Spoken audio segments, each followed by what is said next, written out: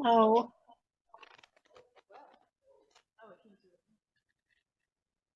Sarah? Yeah. Okay, we got you on speakerphone. Okay, great.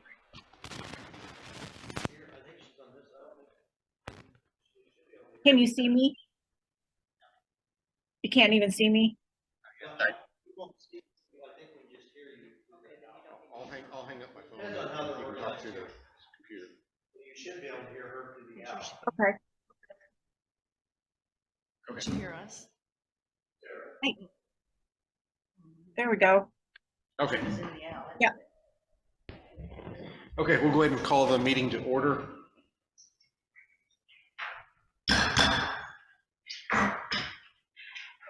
Start off with a pledge of allegiance. Pledge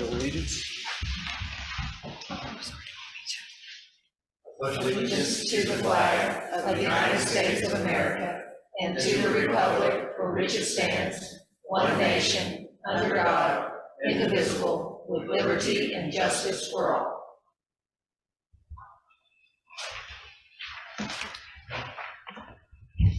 All right. Sarah, did you have something you wanted to go Yes. over? Yes, we start with recognitions tonight. This is Dr. Bauman's last school board meeting, but I expect him to log on and listen and be in the audience.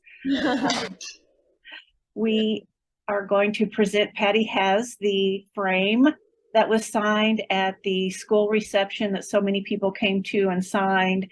And we just wanted to thank you again for your energy and commitment, your passion, and your focus on each and every student.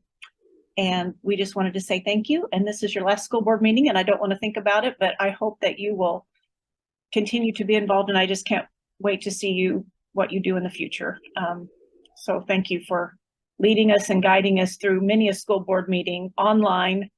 And this is perfect because I'm online, and you led us through getting through all of our online meetings during that period. So thank you so much, Dr. Bauman. Patty.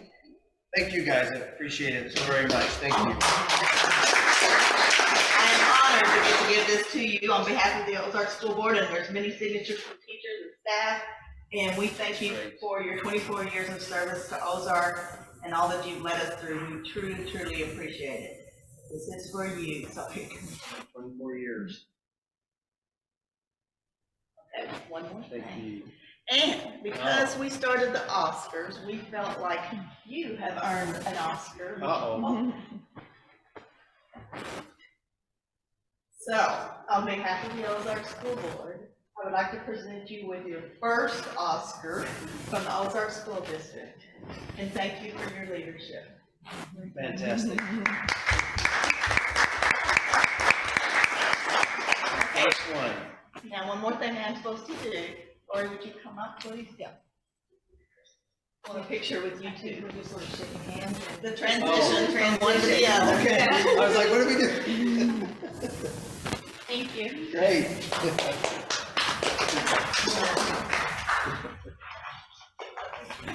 Now, he said when the transition happened, he was going to walk out the door. Like, no. I thought that's how this works. No. You're not done yet. I didn't realize it was until I I know. You saw just a few things. Thank you, guys. Thank you. Thank you so much. All right. We have any other recognitions?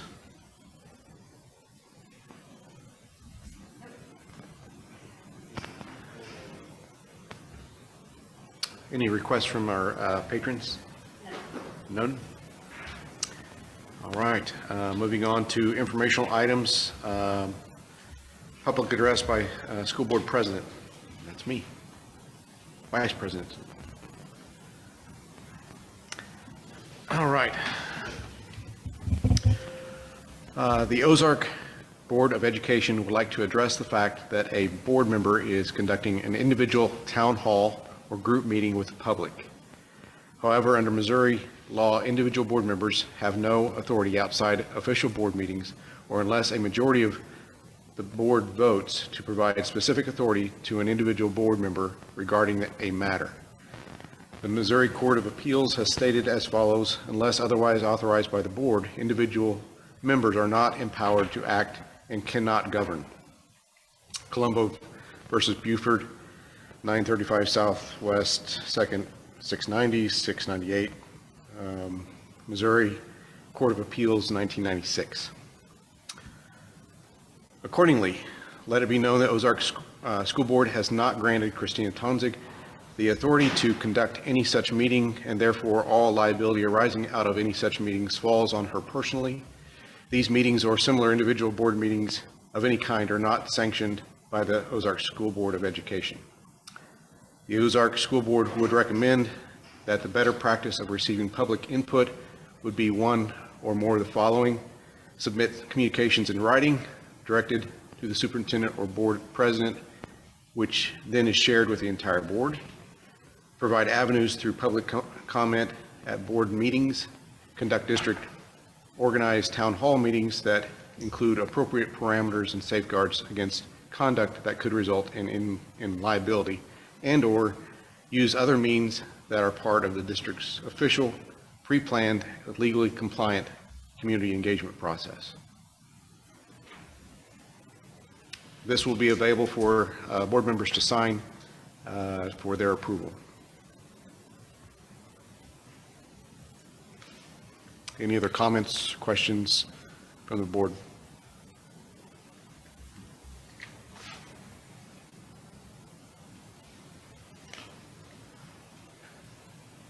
If not, we'll move on to draft of policies for second read and discussion.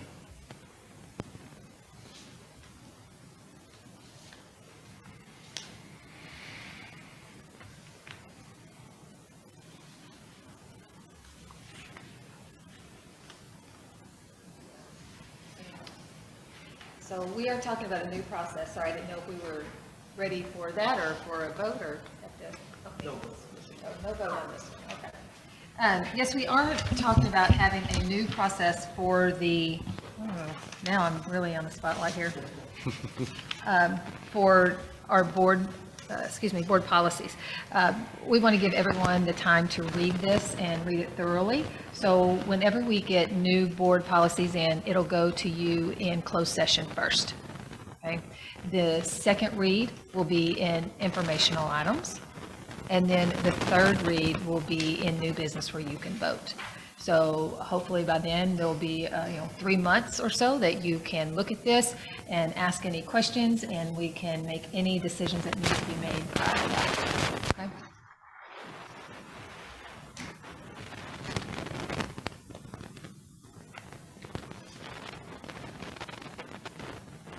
Is there any discussion that needs to happen on BDDH 1 that was listed in the board packet?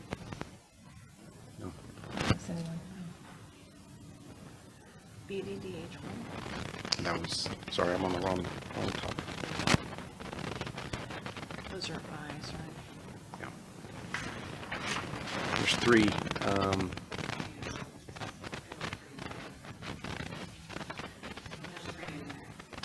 Ceremonies and observances, promotion, acceleration and retention, and assessment program. This is for second read, not for approval yet. Right. So this is just discussion, if you want to discuss Right. anything. I know last time we were going through some policies, there was some particular language that the board would have preferred, and so this would be an opportunity for the board to be able to do that. At this time, the informational item, and that would give Erica time to process it within SBA to get the approval back, so then you would be actually reviewing the language changes that would be recommended, that were recommended by the third read. So when you approve it, then that's what you'll actually get to read, as opposed to the way we had to on the third read. Now, of course, some of that was because we were sworn in and some other things, but that's basically how it will work. That's a much better way of doing it, in my opinion. Easier to look at it. Yes, if you have anything that you need to discuss. And then that doesn't mean also that if there is something as you're reading it over the next month that you send us an email so that we can look in and make sure that everybody gets that information. Okay. And under the informational items, as you know, with assembly, that would give then the public an opportunity to provide comment as well. The reason why the first read will go to closed session, as Dr. Wilson just stated, is there are sometimes MSBA policy does send down policies for review that we may decide are not for our school district. And then that way the board would have the opportunity to pull it off at that time and not send it to the public for review because you were not interested in having it as a policy. So that's the reason why we would do that first. That's great.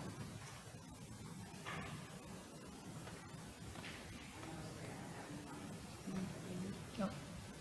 So then we can move on. Move forward. Letter C, general email security protocol presentation. I'm gonna come over here, I can't quite see everybody's figure again.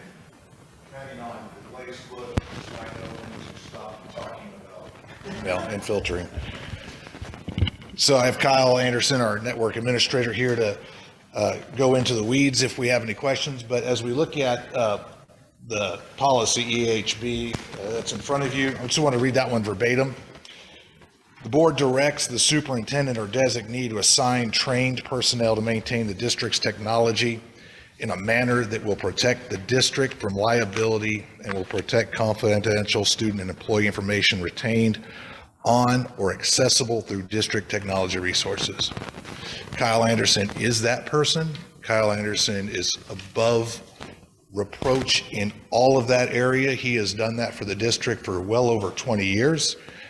His knowledge of security is above anybody comparable in the area. He attends training annually to ensure that he is up on the latest, as well as being part of listservs and communication groups throughout the state that are designed to protect student data and student information, as well as district resources. That next one just identifies myself as the information security officer, which puts the responsibility of maintaining the district's data on myself. And it's then delegated to Kyle Anderson in my absence. So one of the things we take serious, if we want to go to the third one there, is our internet, or our email. Email is the #1 gateway to our network. We recently completed not only an insurance scan of our network, we also contracted with the national level, and what was that organization? MSISAC to complete a scan of our network. We came back from the insurance company 100% clear, which was great. We did on the federal level, when we scanned it, there's known vulnerabilities that we have. Obviously, I'm not going to say that out loud in an open meeting, but we're actually going to address that later tonight, hopefully in one of our meetings or one of our approvals. So so our network is secure. The #1 gateway and the weakness that we have is users. And the way that happens is through email. So we pulled the log for the last 6-month look back, and this was after the last board meeting, so I believe this was on May 29th when I had Kyle run this. 6.7 million emails. So we have roughly 1,000 employees. You just do the number, that's a lot of emails that come through, but they all don't make it. 2.6 million were delivered. That means 39% were delivered automatically before ever getting to us. 58% were junk or rejected, and 3% were spam. There is another level in there that we'll talk about in just a minute. There's a quarantine area that Kyle has to maintain. Unfortunately, he maintains it hourly. On the weekends, he does a little better job of relaxing and taking time away, but he still will find time to allow emails through the quarantine. Next slide, please. So how do we filter? So all of these are best policies recommended by several agencies, other school districts, our insurance company, and just best practices overall. So if it's security profile email settings, so this is in Google. If it's available and recommended, these are turned on. And we're looking for scripts. So one of the biggest things is if you open an email and there's a script inside of it, it'll automatically run when you open that email. So Google scans for those, and if there's scripts, they're automatically quarantined. Suspicious or anomalous attachments, and that's based upon their metrics. They scan each URL link shortener. So if you ever see something like bit.ly, that's a URL shortener that a lot of people will use to direct you to malicious sites. And unfortunately in education, we use a lot of URL shorteners for students, but also if you go to a conference, just so like if you can shorten it so people can pull it up in the audience. So there's a lot of that, but they scan all of those to the destination to ensure that it's a safe site. They scan all linked images to make sure that those links are also safe. Protection against spoofing.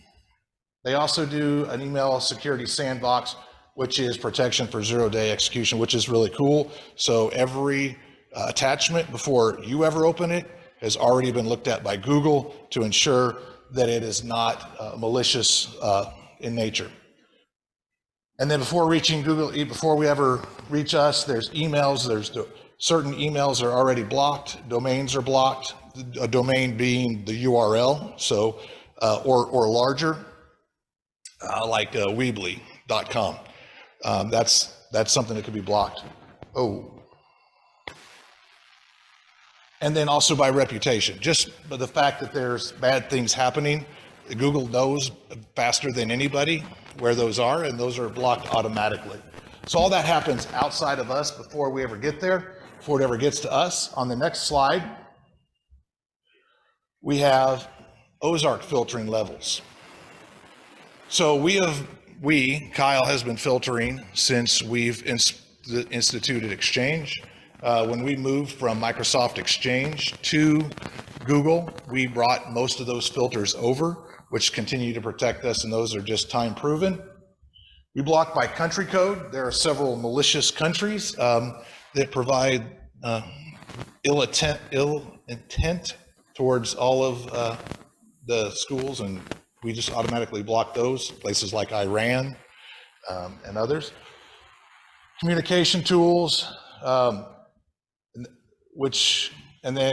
so we block several things based on communication tools, and then we have allows for students. But because we block a lot of sites and students' emails block them from the outside, they cannot communicate with external entities. We only allow internal communication with our school email. We do have to go in and put allows in there. So places like OTC or the ACT, if they're taking tests and signing up for that, Kyle has to physically go in and make those allows. I put Weebly up there as a very specific one. So Weebly is a web hosting service, and it is one that has very little regulation, if any regulation. So they allow anybody to sign up and get a website. That could be for solicitation of illegal activities.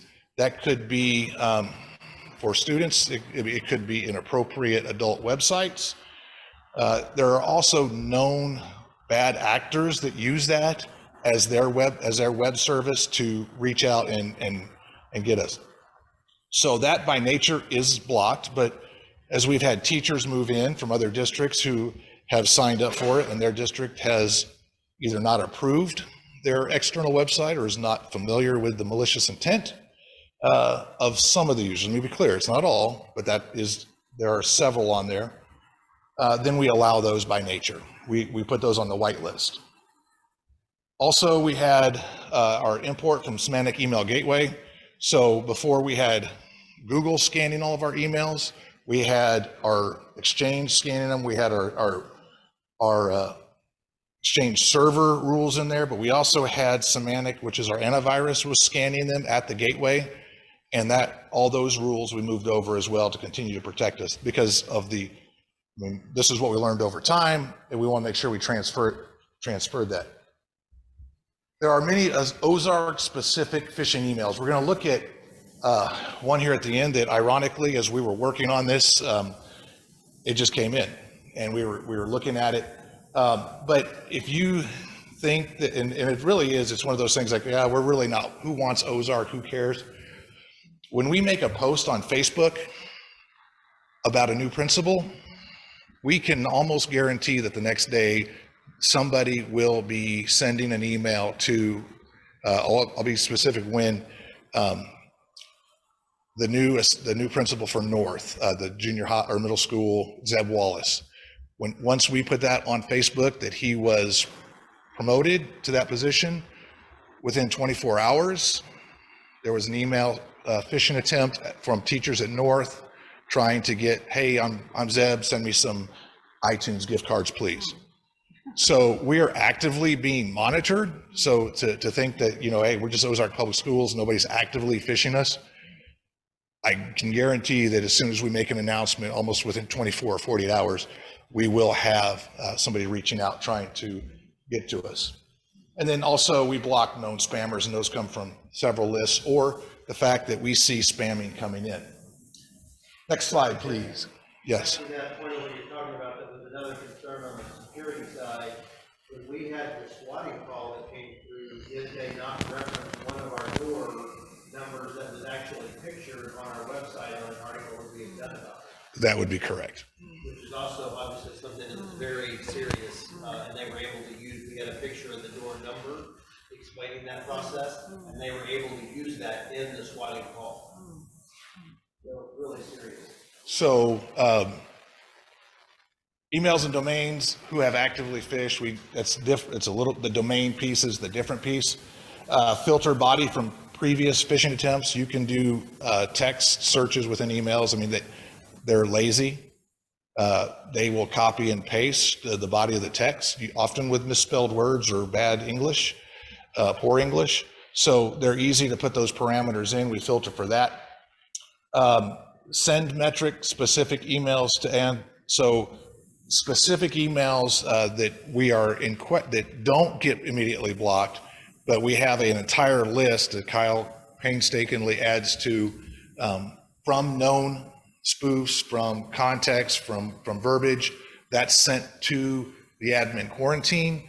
And that is Kyle's phone will ding all day and all night long with a unique ringtone, which says, hey, some of these have been sent over here. Like I said, we'll show you one here in just a minute that came in on the 27th, yesterday. Free email service providers from outside the United States. So specifically had a specific request from a board member about Proton Mail. Proton Mail is from outside the United States. It's actually, servers are based in Sweden. Does not have to comply with United States laws, US laws. It has been a known bad actor for many years. When Kyle and I got the email, we just happened to be together. He pulled up and did a search. Most recently, what came up was the listserv of the IRS scam that was going around using the Proton Mail servers.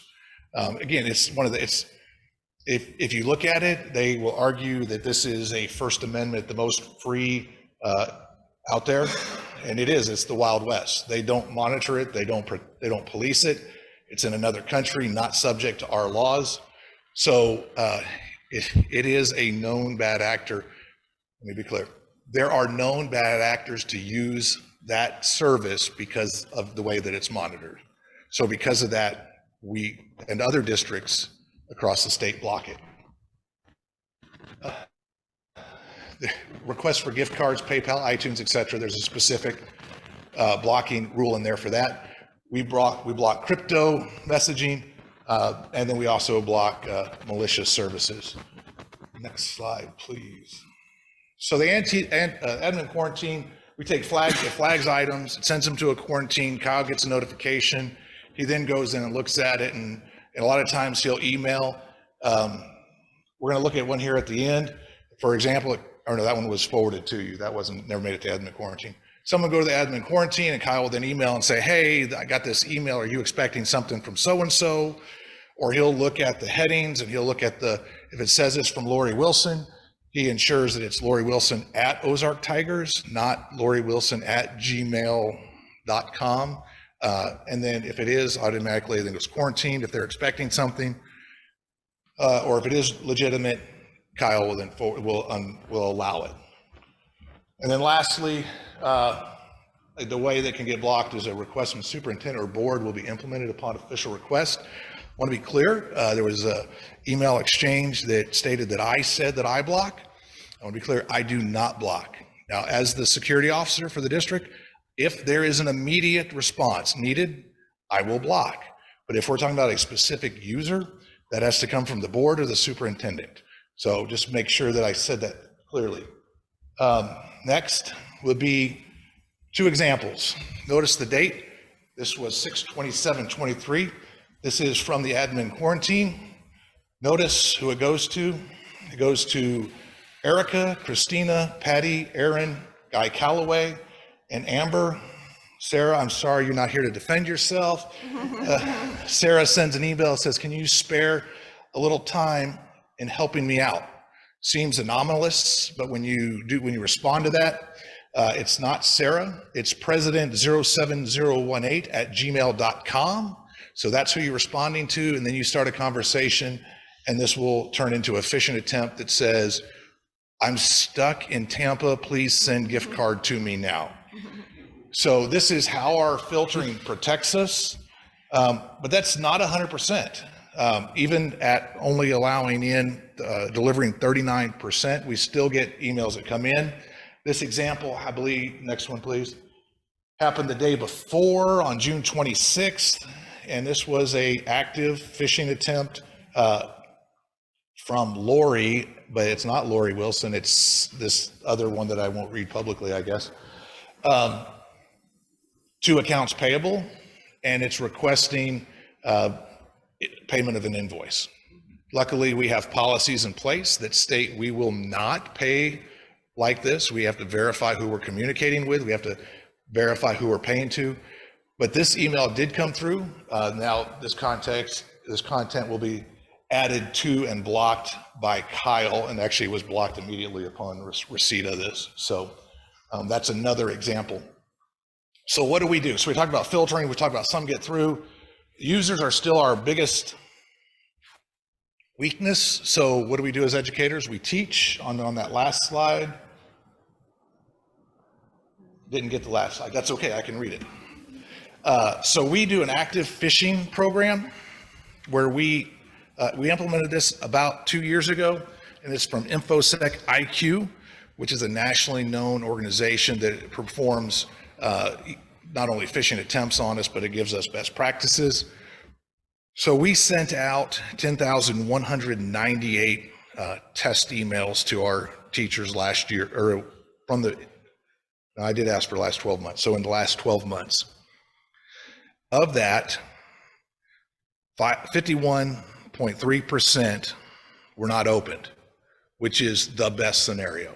Okay, people looked at it and said, this is spam, or I'm not going to do it. Kudos to them. 44.2% were opened. Nothing was done with them, they were opened. Now immediately, that's like, hey, that's bad, but it's not really bad. They opened it up and they determined that this wasn't right.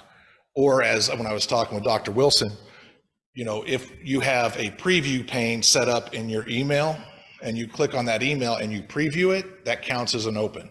So luckily, Google scans our attachments and scans for scripts.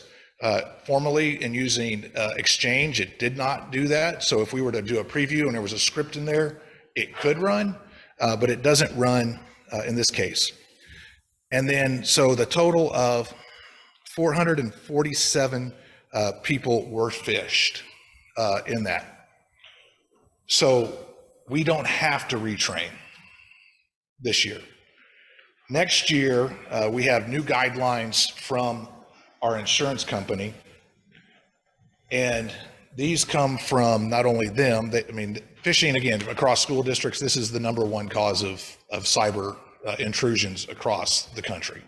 Our insurance company is no exception. The Music, who insures most of the schools across Missouri, they are going to require us to do many things. One is implement a employee cybersecurity training, including phishing simulations, which I explained we already do. But then part of that is also that retraining. So we will next year require retraining. The links that we send people when they fall for them, it says, hey, it's optional. Next year is It's not so optional. You fell for this. This is the #1 cause of insurance cyber across this country. We need to do that. So they say conduct regular phishing simulations and required training for those who fail. And that's the recommended practice from Music, our insurance company. Also on Control 6, they say that secure email filtering and configuration, use protocols that protect email and or email servers from outside interference by attackers. That's what we do.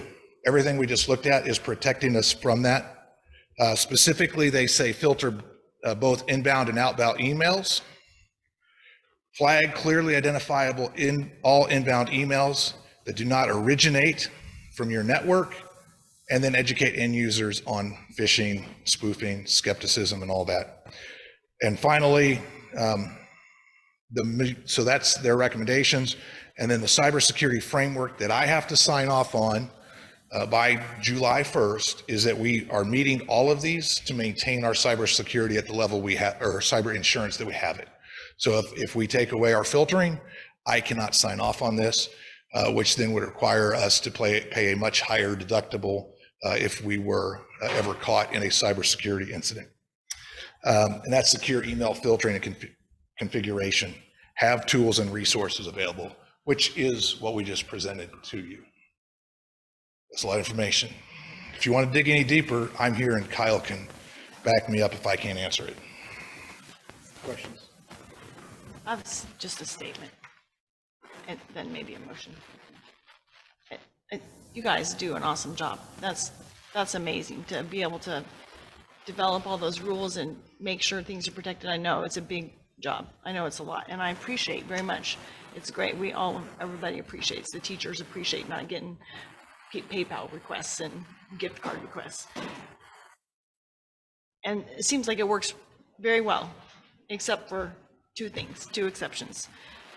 And the first one, maybe there's no way to fix this. The domain blocking of email addresses, because there happen to be several spam or malicious intent coming from one particular domain that blocks everybody in the district who happens to use that domain. And I don't pretend to have an answer to that, but I'm sure it was explained that that Proton block has been put in place many years ago. So I kind of imagine maybe since that time, there have been developed other techniques that could be more effective or more selective in only blocking malicious ones and not blocking the entire domain, because evidently there are district patrons who use that for their email to communicate with us. Respond, you can, then I'll finish. Yeah, I'll respond. So the fact is that there's technology that says we can block and then we can allow. So if a patron said, this is a valid email address, I would like to use this, we could do that. I would come back to defer to Kyle, because it's still a server that's not in the United States, and the email does not comply with US regulations. Well, I would just recommend, surely we can figure out something, because surely the district patrons who use that type of email ought to, I mean, I'm sure there are spam, phishing, malicious emails that come from Gmail, but we don't block all of the Gmail. I mean, Gmail, I understand. yeah. So, but the difference is, Gmail works specifically to identify those and remove those, where Proton says it's within our rights to do that. So maybe there can be some kind of advertisement. Hey, district patrons, if you use this email, call us and let us put you on the approved list. Or I mean, I don't know. Yes, that's a great idea. Actually, I was talking with Amelia. She's not here. We were talking about this earlier, and they're working on a portal, like a hub for the website, and this is one of the things that we put on there. So it's like, hey, if you're blocked, if Proton's blocked, this is why. Oh, excellent. And so we've already, I will say Amelia had already said that they want to add that to that list. Good, awesome. So thanks for working on it. Okay, the second exception is just a needed clarification on the slide number 7, the last topic for when emails might be blocked. Slide number 7 said requested, a request. So go to, you're right there. Yeah, you're there. Oh, okay. That's 8. On mine, Okay. it's 7, sorry about that. It is 8, you're right. Mine's 8 also. The second exception is a needed clarification of only a few terms in that last line, official request.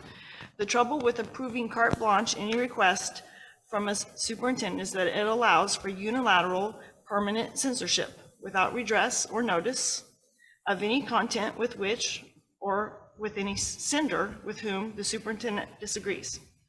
Now, that might seem like an unlikely, far-fetched occurrence, but it's well known that just in general, unchecked power lends itself to inadvertently overreaching its acceptable boundaries. It's clear that this latest occurrence, which has brought this topic up, which we talked about at the last board meeting, there had only been 2, falls into this category. It's also clear that approval of this request was given while knowing it wasn't an official request by the board, since there hadn't been a board meeting where this request could be voted upon. Either this was an abuse of administrative authority, or else, contrary to all the board training and legal advice that is offered so frequently to board members, one or perhaps a few board members issued directives, as the superintendent explained last meeting, for an action as if they were speaking for the board, without first discussing and voting to determine the will of the board.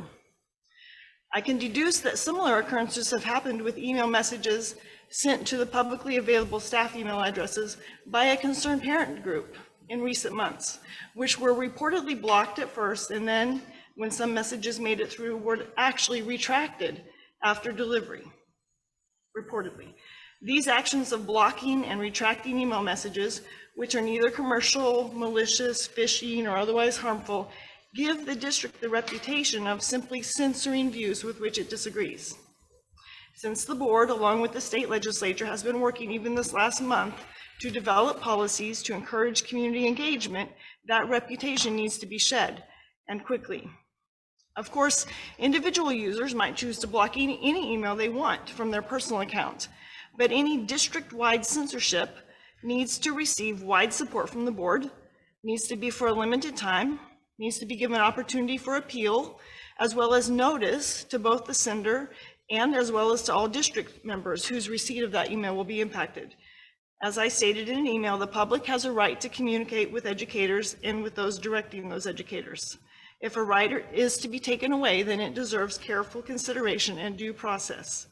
Therefore, I move that the final condition for the district-wide email filtering that's given requests be amended to read, a request from the superintendent or board will be implemented on non-commercial, non-malicious, non-phishing email messages which do not fall into any of the categories described above from district patrons only upon approval by a majority vote of the board, and shall not be in effect for more than 30 days before review.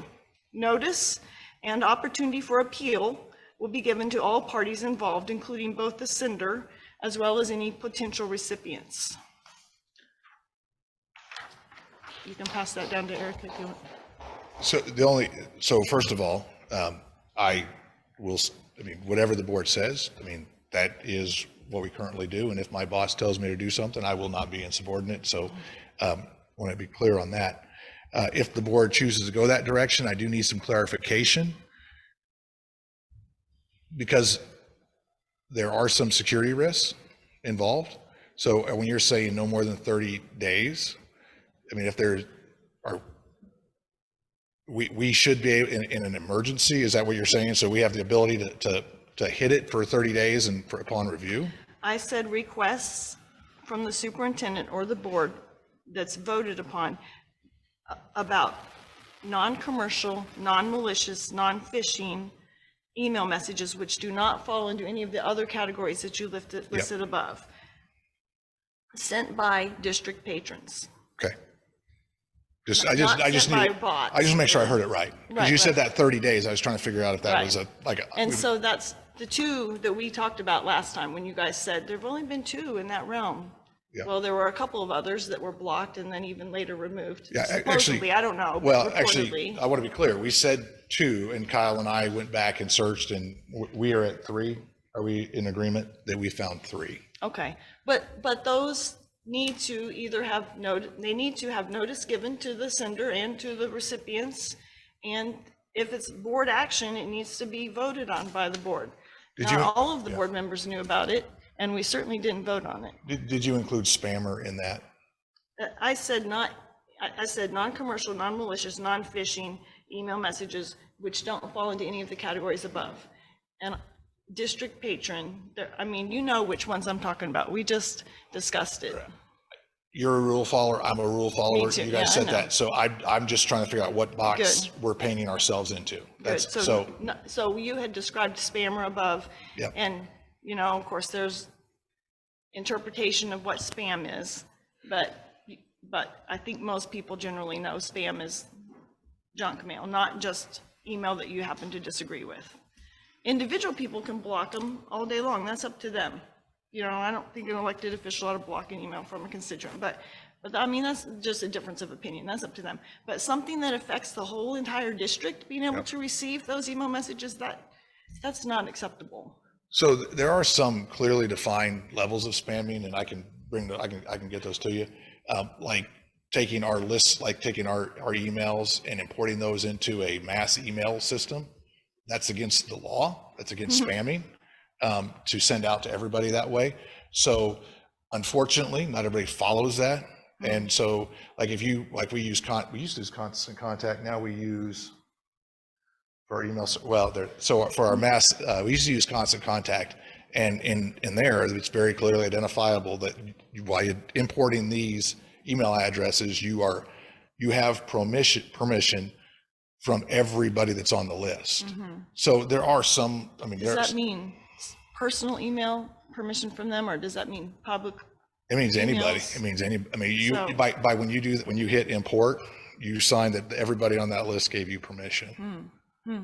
So, I think if they're a public official, that's kind of, but I don't know. yeah.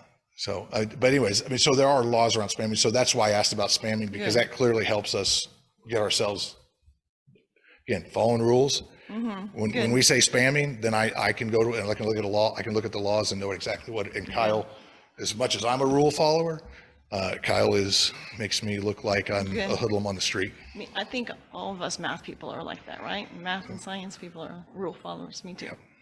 So- I appreciate that. Perfect. So I passed my motion down to Erica, if anybody on the board wants me to reread it, so you can decide if you want to second it and have discussion or vote on it or something, we can. Or maybe it doesn't need to be a motion, but I thought we need to have something written down, what we decided. What is the motion on the table? She, do you- Good. Do you want me to reread it? Board will be implemented on non-commercial, non-malicious, non-phishing email messages which do not fall into these categories. Only responsible by the duly voted board shall not be accepted no more than 30 days before release. Notice an opportunity for appeal will be given to all parties involved, including both defender as well as any potential defendant. Does that mean that it could block someone for up to 30 days? 30 days without appeal. But wait, sorry, 30 days before review. It says before review.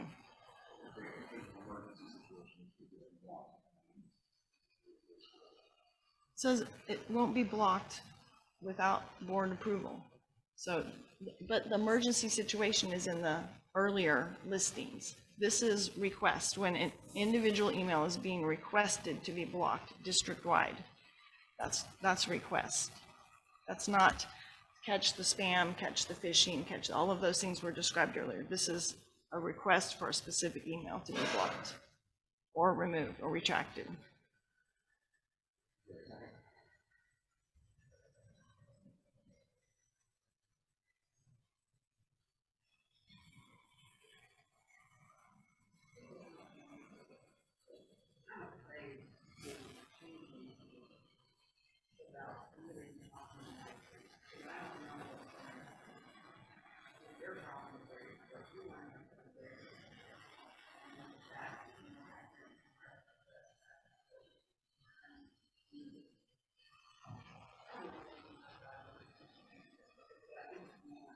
Individual type situation, and I would rather deal with that than try to choose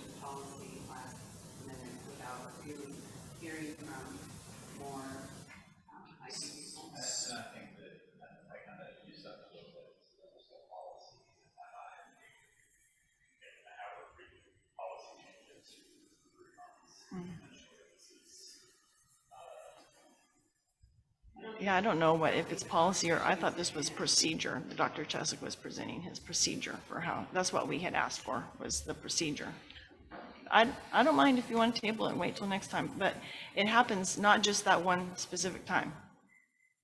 So it's happened with an email that I've sent, and after I mentioned it to someone, then it appeared. That should not happen. Individual emails shouldn't be blocked.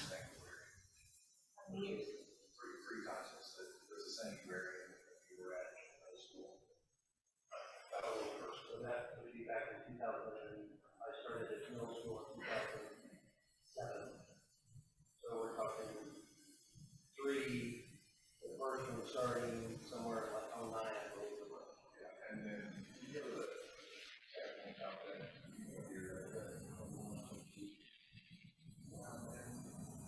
And then one this year. So So you're faster. looking at the number of times that it has occurred 3 times, since we know roughly since 2009. Last year alone, we had 6.7 emails that were blocked. I'm not talking about spam. I'm talking about specifically requested emails. Looking at that number, that's a very small number that you're talking about creating a policy for a very specific thing, which I would agree we would want to take a very hard look at. I'm not opposed to talking about it, because actually, if we're talking 3, we're talking very little amount of addressing. So one of those was done, maybe we change that if an emergency change is made on one of those things, that it is presented at the next board meeting for approval. But I think they should be able to do it emergently, because we don't know what kind of threat is coming through. That's why I didn't change any of the things above. I just said on this one particular. But I still think Request. it's an issue that we're not thinking. So that's why I think we got nothing to read. I would be very hesitant to second anything right now without talking more in depth. So we'll just table it until next meeting? Okay. Okay. And what was the follow of the 3?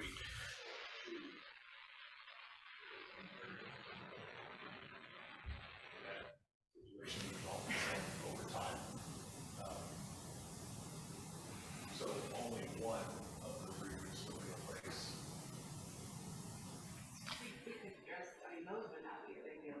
After one of these, the these criteria, lists all of these things out, like you said, not fishing, not commercial, like, if any one of these are blocked without those criteria. A specific that are already in there, request. I believe they should still have the ability to block it, but then present it at the next board meeting for approval past that. Okay. And notice given to the sender and the recipients that there are. Not, see, I think that's encompassed in presenting it at the next board meeting, because it's the same.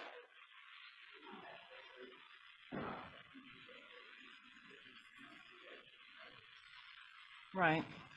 I just think, what if I leave my oldest kid in charge of babysitting the younger kids? Well, for the evening.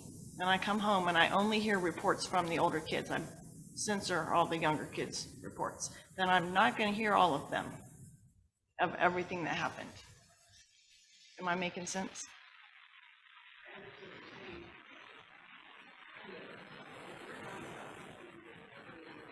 Right, right.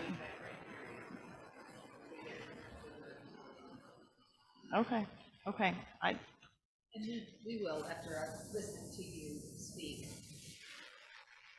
If it comes to this level that there is a need to block someone, it will be brought here.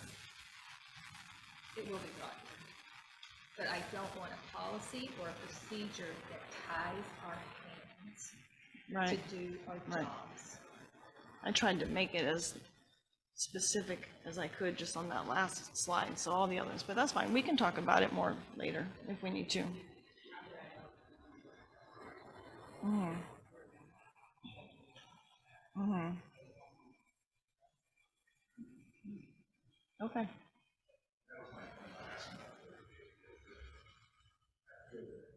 I understand what the situation you're talking about. Mm-hmm. But it could limit what we do. Mm-hmm. And if Dr. Wilson comes up and we come to then it could be something we present in the 3 times in 8 years, whatever it is. 2 times in the last year. They said 22 and 23, that's this year. You know? So, but yes, we could bring that in closed session as a, hey, Okay. something we can talk with any potentially dangerous situation. Okay, thanks. Okay. Moving on to reports, superintendent report and legislative issues. I don't think Dr. Wilson and I have anything to report. Just give you an update, I'm asked to do that regarding MSBA. Just real quickly, you do have a link there to it, but I just want to highlight. Summer Summit was just a couple weeks ago in Branson, and Diane Christie completed the award certification. I know Amber would have done it, but she was football. Just, she's a her daughter. She'll get it in. What position do you play? There were several workshops on that Saturday, and Christina and I attended one of them, which was the MSBA Superintendent Search Revised Program, which was very informative. We talked about that. We had a great keynote speaker, and I know we can't afford to bring them here, but maybe they'll bring it to national, or not the national, but the annual one sometime. Dr. Jacqueline Sanderlin, and her topic was the why not. In other words, we're always saying, what's our why? Why do we do it? But why not? Ask yourself, why not? Why not? And actually, I got one of her books, so I can't wait to read it. But after I read it, if any of you want to read it, I will share it. Then the delegate assembly. Christina was our delegate alternate. She did very, very well in there. We elected our new MSBA officers for 23-24. Ruth Johnson was elected president from RAPEC. I was elected as president-elect, and Jonathan Russell, vice president from NEOSHO. We did go through some revisions of some bylaws. There was great discussion, some revisions made, and Christina caught a grammatical error that was really critical, and she went to the mic and told them about it, and the actual parliamentarian commended her on it. So that was her. Federal Advocacy Day in Washington, D.C. is in September. I'll be attending that along with the other officers and Melissa Randall, the executive director. While we're there, we're hoping to meet all of our Missouri senators and congressmen in their office, so I look forward to that. MSBA annual conference is in November, 2nd through the 4th in Kansas City again. I hope all of you will attend that. I know she sent out some things about it. I don't know if Ashley did or you did, but it's coming up for registration soon. Ozark schools will be presenting on swatting and how it affected Ozark High School. I had talked to Captain Dees, and he gave me a scenario of what all happened, and I said, my goodness, this would be a great workshop to present at the conference. So Dr. Fitzpatrick and I talked, and she set this up and registered us for that. So it's going to be a panel of people, Captain Dees, myself represented as a board member, what our board role is. And I don't know superintendent-wise whether it be Lori or if Chris would consider coming too. We actually were both involved. Good, yeah, so I thought. And I don't know, but I got to thinking about this when I was thinking about it. We ought to ask Dr. Brownfield, since he was the high school principal that day and handling it, and even Chief Justin Arnold as our police officer on call, because the call came to them. But I'd really like to kind of go through this scenario, what happened, how we reacted, and what we gained from it, because you did gain from it. You saw things that we needed to change. So that's one key thing. I'm hoping, I've asked principals at the high school and the junior high about another student showcase. I love seeing the kids come up there and showcase, so I'm hoping that happens. And then the keynote speaker that evening, Saturday evening, is Henry Winkler. And I thought, why Henry Winkler? But it's in Kansas City, you know, he's real good friends with Mahomes now. But anyway, I read some article about him. He had a challenging time in school as a child because he had undiagnosed dyslexia. He was called stupid and lazy. Even his teachers really came down on him and told him that the mother needed to take him out of school and homeschool him. So he struggled, and even when he became an actor, he really had difficulty learning his lines. So I can't wait to hear his story of going through that process. So that's our. I hope all of you can go. It's good. November 2nd through the 4th, so Thursday, Friday, and Saturday. Okay. Assistant superintendent reports. Okay. Future dates, Hey, I think there is future dates, and please know that these are still subject to change. But we will develop a calendar for you that I think what they've done in the past is put the school calendar on it and has the dates there so you can see it on the calendar. But these are the dates for the upcoming board meetings. These are in line with what we've done this year. And there's a couple of them that have moved, like for example, maybe for a work session or due to spring break. So I just want you to see those. We will also, in our July work session, we will discuss town hall meetings and we'll set those dates also. we will have an open session as well for that, Yes. to open business Yes. at that We night. probably will have a small closed session and then open session, yes.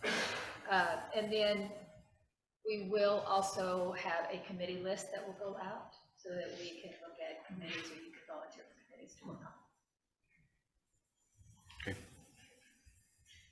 Did you announce when that July meeting was? Was it 25th, I think it's when it, is that the date? I don't have the calendar. sitting Tuesday here. the 25th. It's Tuesday, 25th. All right. Next on the agenda is consent. I'd like to pull off the minutes. There's just one little typo. I don't know if that's can be fixed without having to pull it off or not. Is that? Oh. Right, yeah. It was 12E. On the minutes from the 30th, 12E just has a little typo. You'll see it as soon as you look at it. It's on the next to last page. It says, any member upon request may submit a written explanation of his or her, should be vote. Just a little typo there. Vote. It says or. It's just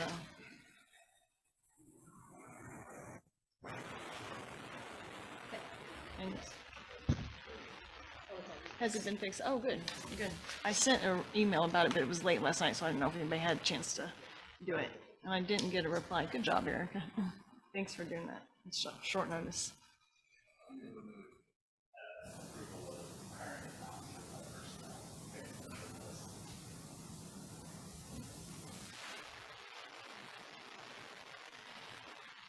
Do you want to remove, I would like to remove student handbooks R.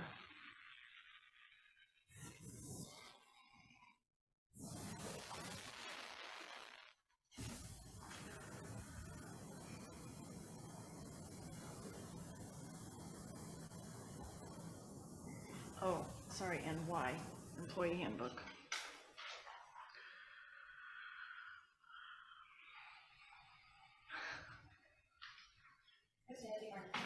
Yes, R and R was approved student handbooks and Y is approved employee handbook. Okay. So a motion to approve the consent agenda.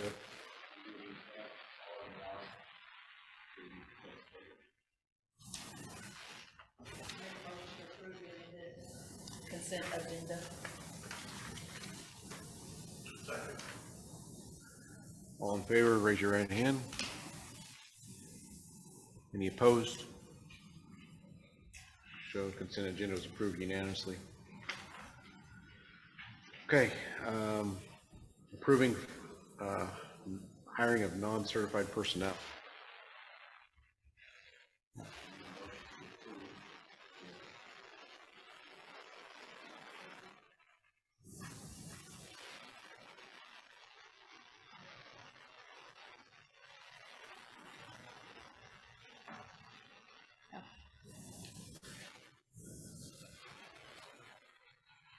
I'm sorry, what did you say? I apologize. You just need a motion to approve F.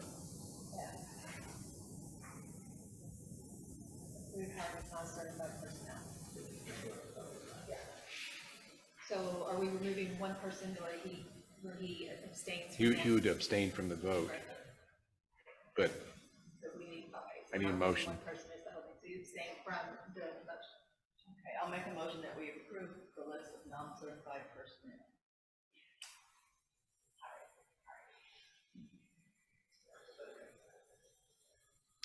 All in favor? Raise your right hand. Any opposed? Any abstentions? Sarah can't vote because she's not virtual, correct? She can vote. She can't be seen. Open forum, on open, Oh, good.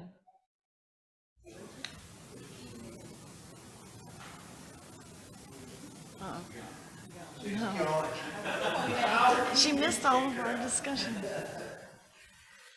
Okay, item R, approval of 2023-2024 student handbooks, discussion. I just wanted to pull it out because the same thing with the employee ones. Conditions were not set for us to be able to actually read those and approve those. We didn't get them early enough to look at them, so I wanted to be able to vote no. Or table those, that's fine. I thought maybe they had to be approved right now, so, As long as they're approved by the time school starts, oh, yes. You can look at them in July. okay. Motion to table those two items to next week. I'll make a motion to table those three Second. All in favor, raise your right hand. Any opposed? Unanimous vote to approve.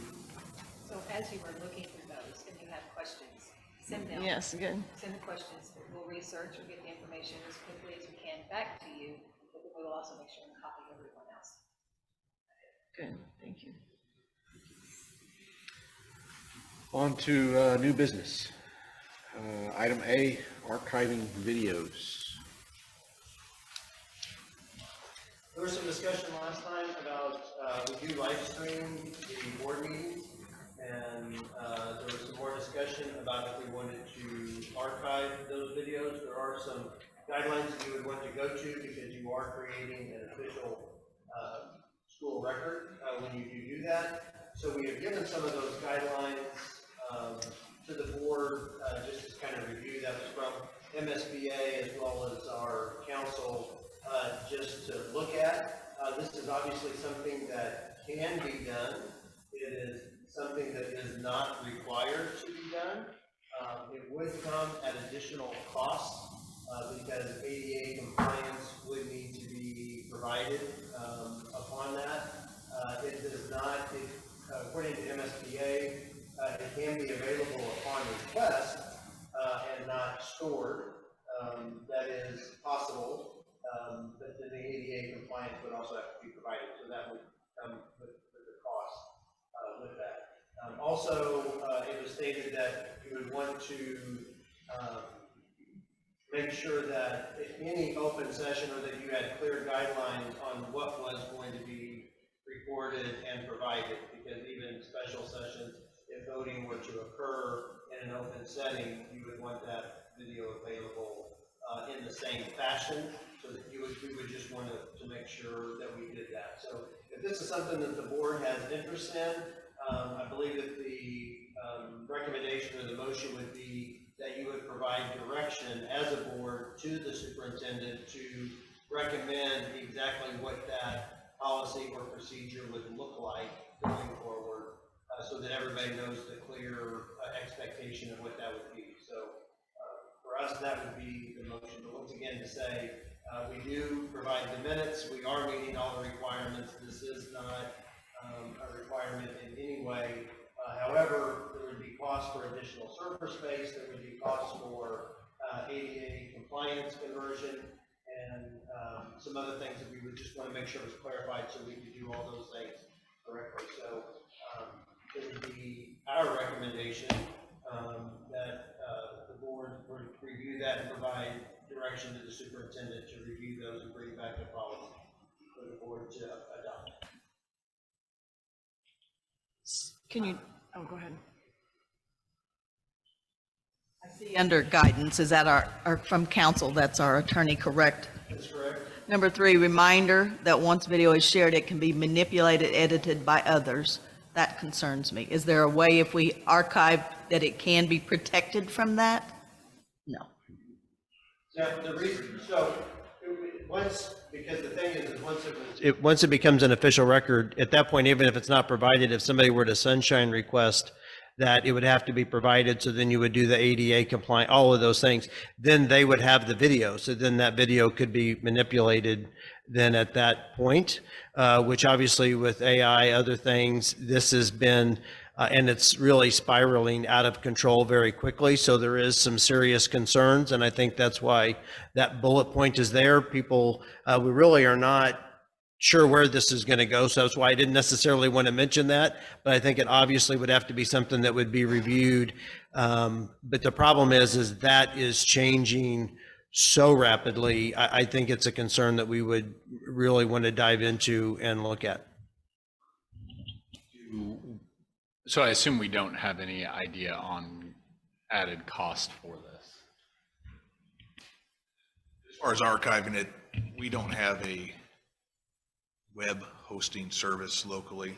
So, I mean, this would, whatever we went to, I would be clear, that would require us to check with our current online service to see, I'm sorry, I'm pointing at the computer, not you.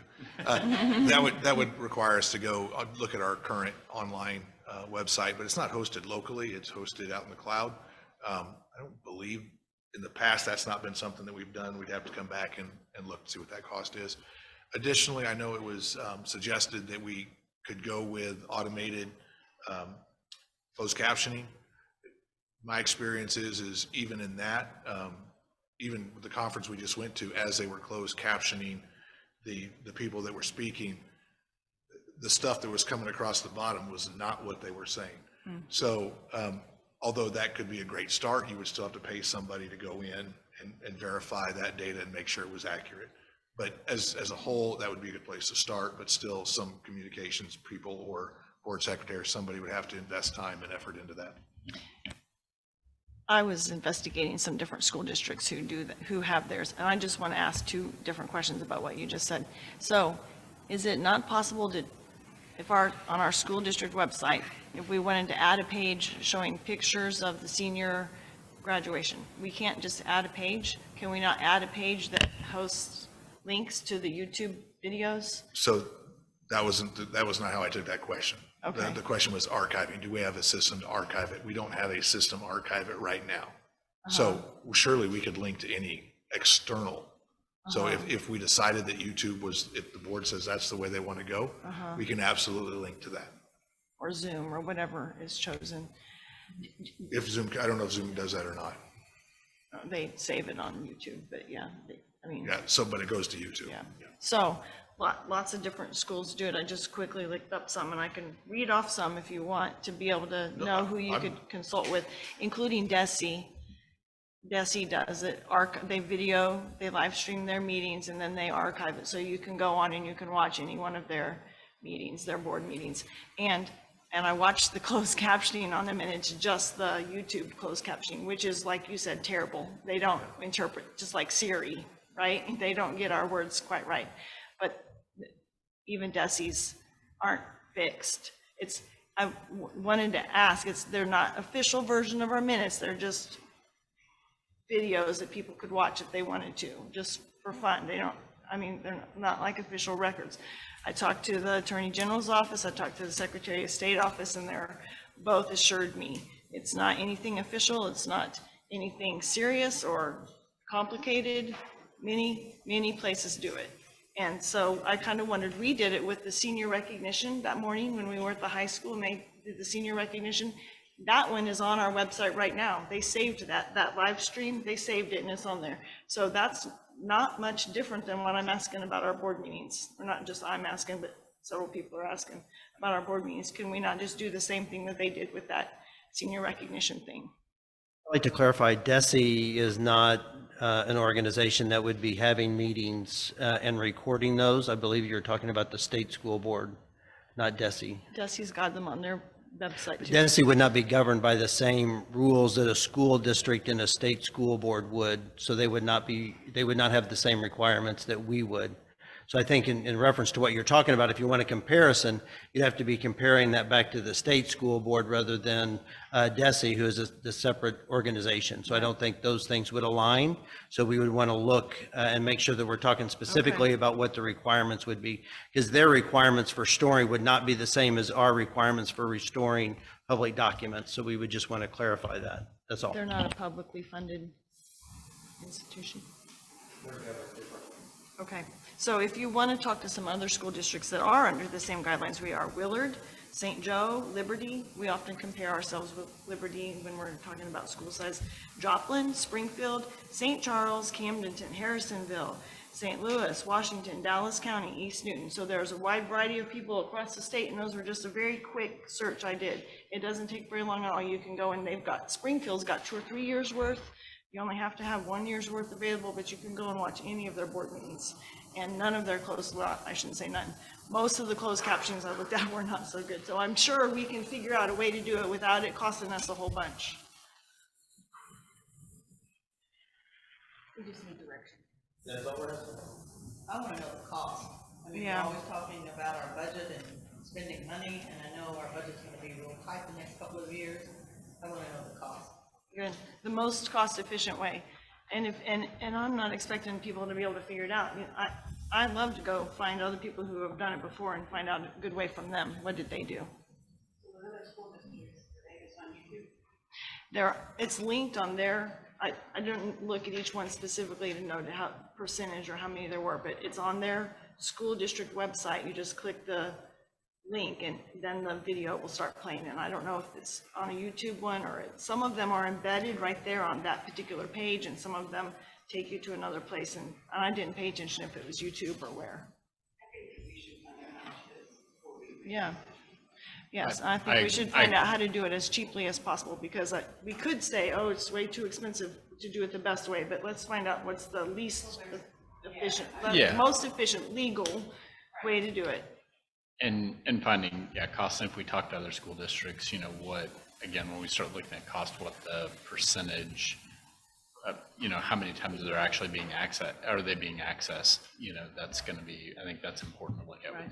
what the other school districts are, because we can see what we're spending the money on, because the cost can be relative, the cost can be really expensive, but if it's, was 90% of the patrons are participating in it, well, then it probably makes sense. But it can be real cheap and nobody's doing it, and it's just more of a headache, then it may not be worth our time. Yeah, just to see if it's worth it. So that's what I say. I'm sorry.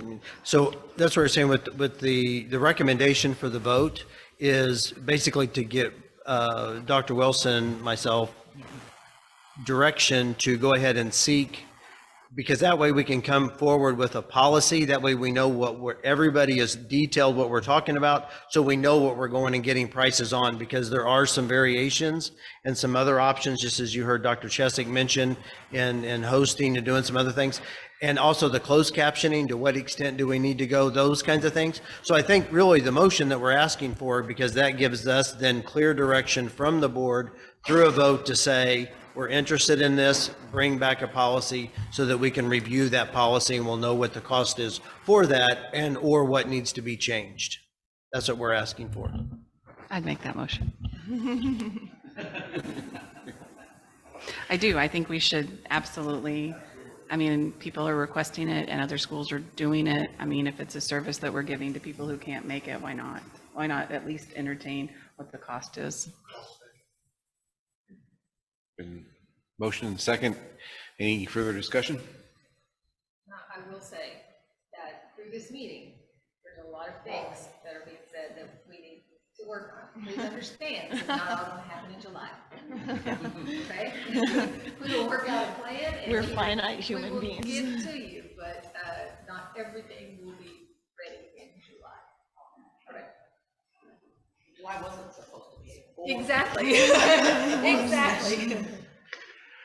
All in favor? Any opposed? Any abstentions? Motion passes. All right. Item B is approve the 2023-2024 budget. Okay. We'll try to get through this. You go to the page that has revenue on there. And that's where we'll start. There.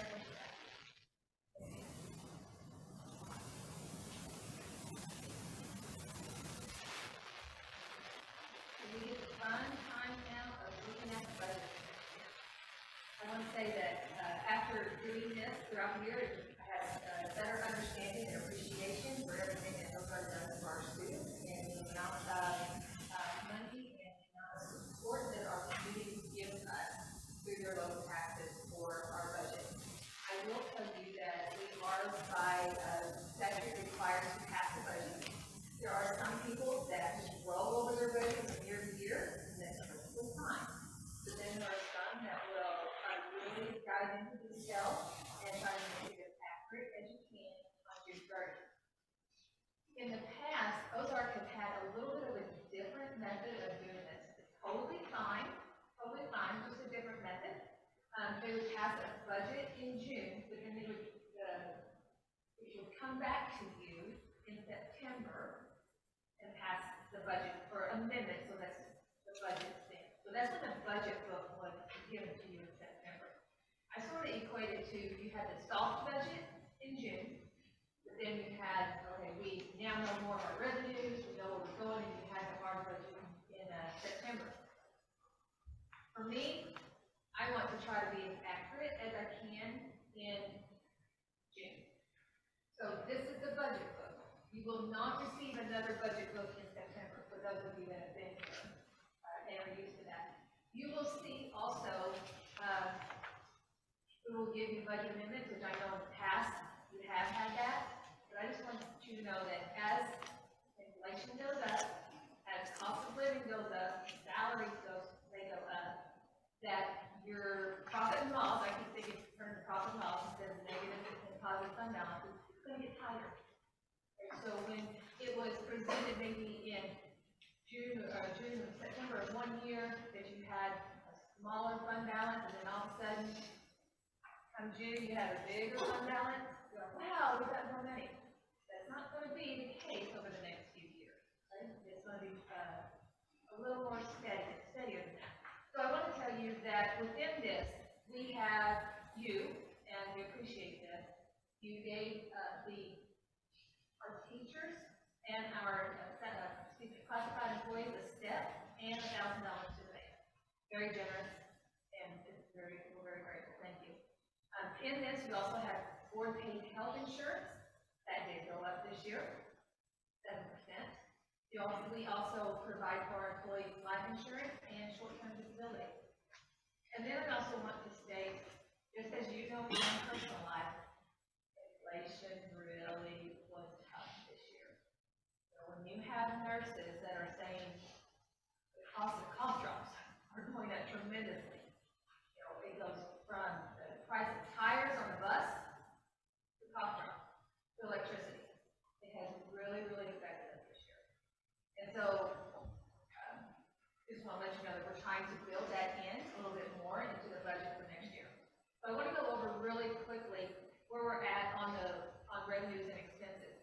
And you see a graph here that has our local, county, state, and federal revenue. 49%, approximately 49% of our revenue is local. The majority is from your assessed property taxes. Right now, a rough estimate of an increase of about 8.4% for revenue. That's very rough. We have been told by the assessor that to really try to budget flat, and that is what I did. I budgeted lower on revenues, higher on expenses, try to budget as conservatively as we can. But on the first numbers that have come through, you could receive an 8.4% increase. So we may not see all that as it relates to what goes into our revenues. Also in local revenues, you have Prop C, which are sales tax, and then you have local revenues for food service. So during the pandemic, the federal government paid for our students all their meals. That is no longer in place, so now we are seeing more revenue coming from our local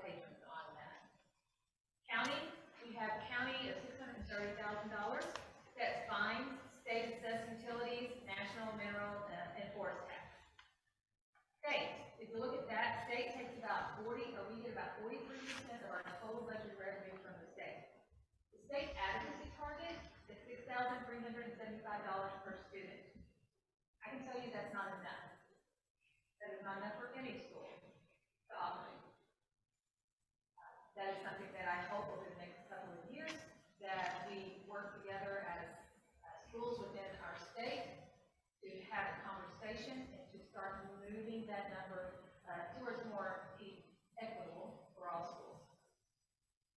Early childhood is also in this. Early childhood special education is in the state revenue, as well as parents as teachers, vocational, transportation, and the state high needs fund.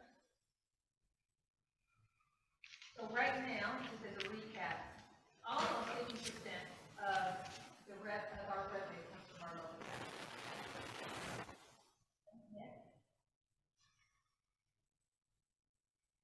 I won't really go over this. You can look at this, but it is a 5-year estimate and actual where our revenues have fallen.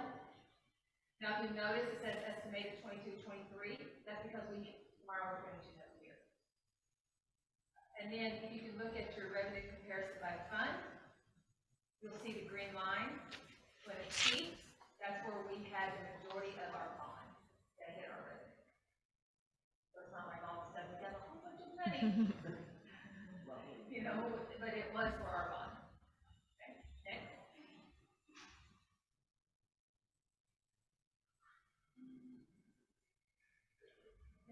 You got one on one side, one on the other.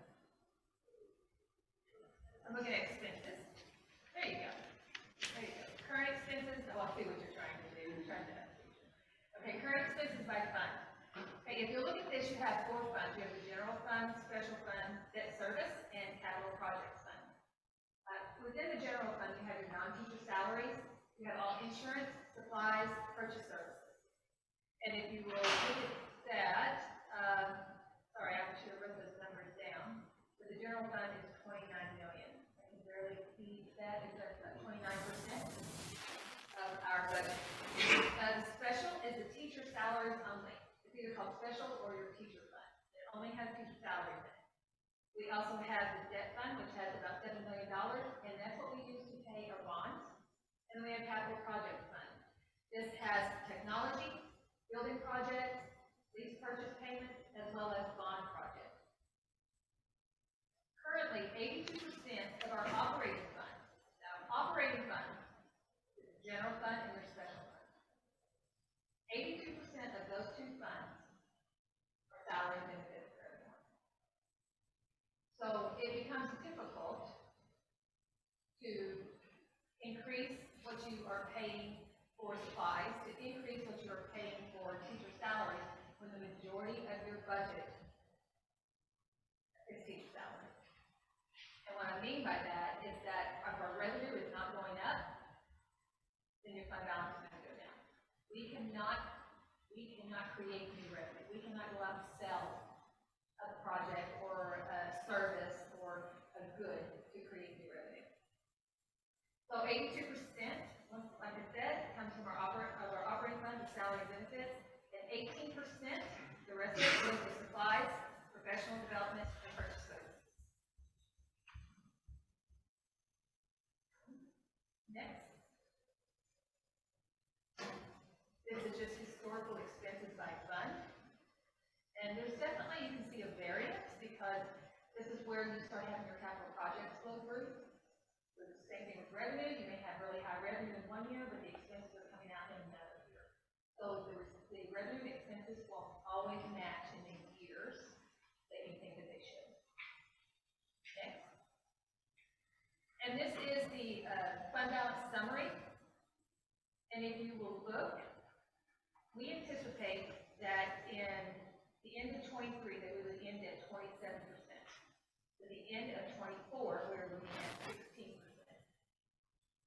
Please know that I am, once again, budgeting low revenues, high expenses. So I hope that will change some.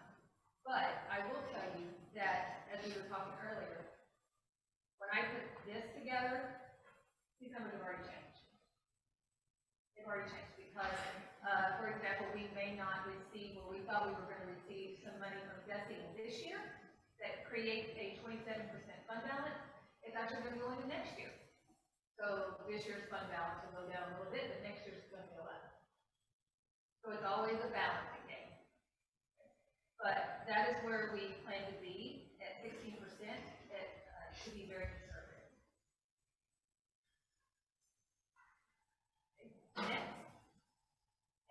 go through this, and you can look at what the difference in our assessed valuation has been throughout the year.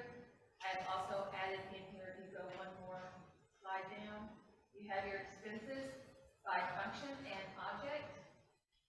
As we go and we build the budget, in the future you will have, you'll have other reports where you can dig a little deeper. So you have expenses by function and object. Keep going. Keep going.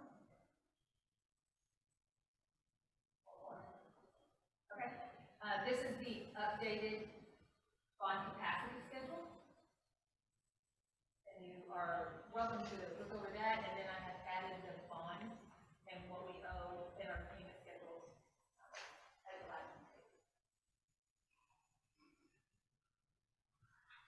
So I ask that you approve that.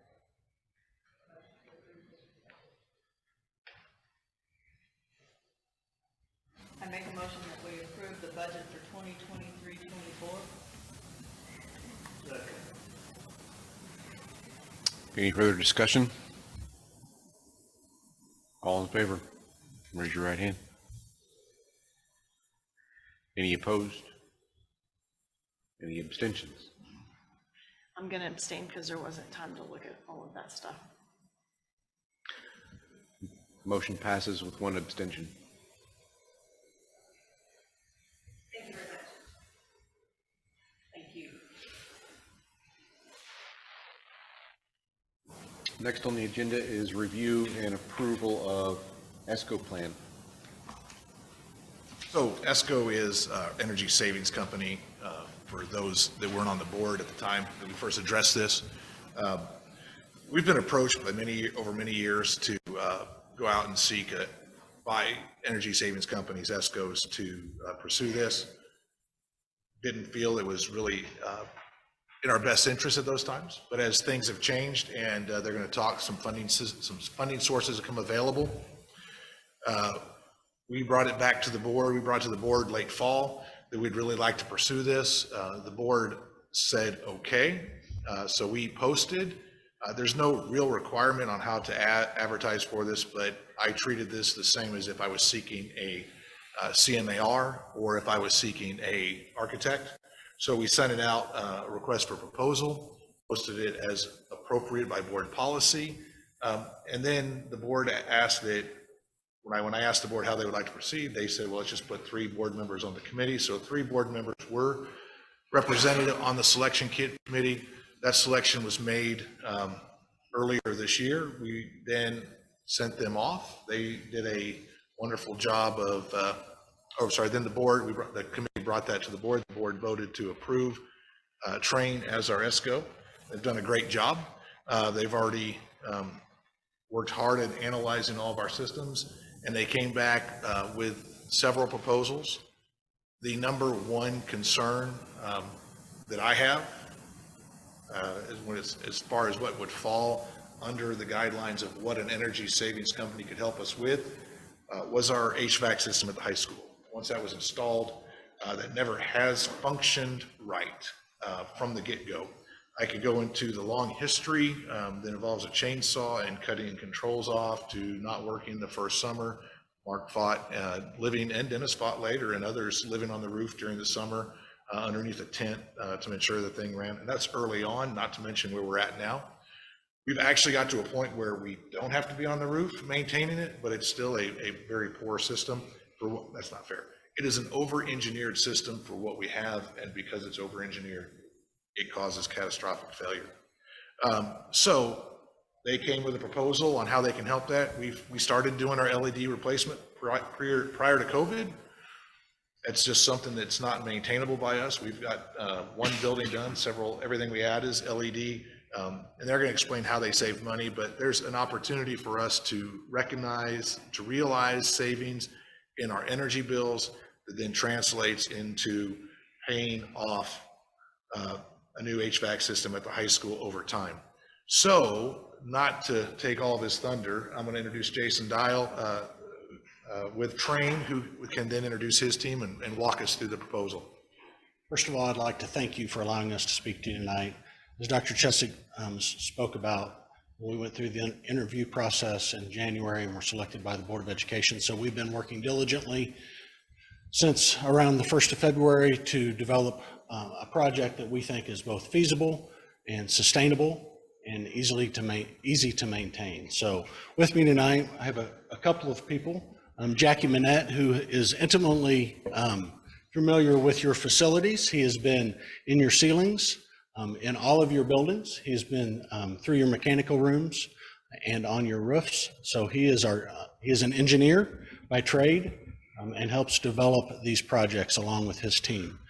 Kevin Ward is with us also tonight. Kevin really is a comprehensive solutions specialist, has been in this business for 25 years, so brings a lot of expertise to help districts find funding to solve their issues that we're speaking about tonight. So we will all three play a part in this. If you could change to the next slide.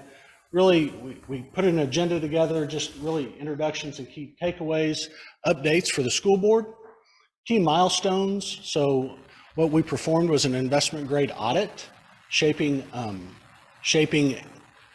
bringing us to this workshop with the Board of Education. We are doing this under Missouri Revised Statute 8.231. And then we're going to review 2 project scenarios with you tonight. One base project and then one additional project that adds a little more scope to the project. Rebates and incentives, so this will be the Inflation Reduction Act, really one-time money from the U.S. government that Ozark can take advantage of. We will also show you cash flow performance. Obviously, you work with Stiefel Nicolaus, and they are the experts in that, but we have worked with them on this cash flow, so we're comfortable with that.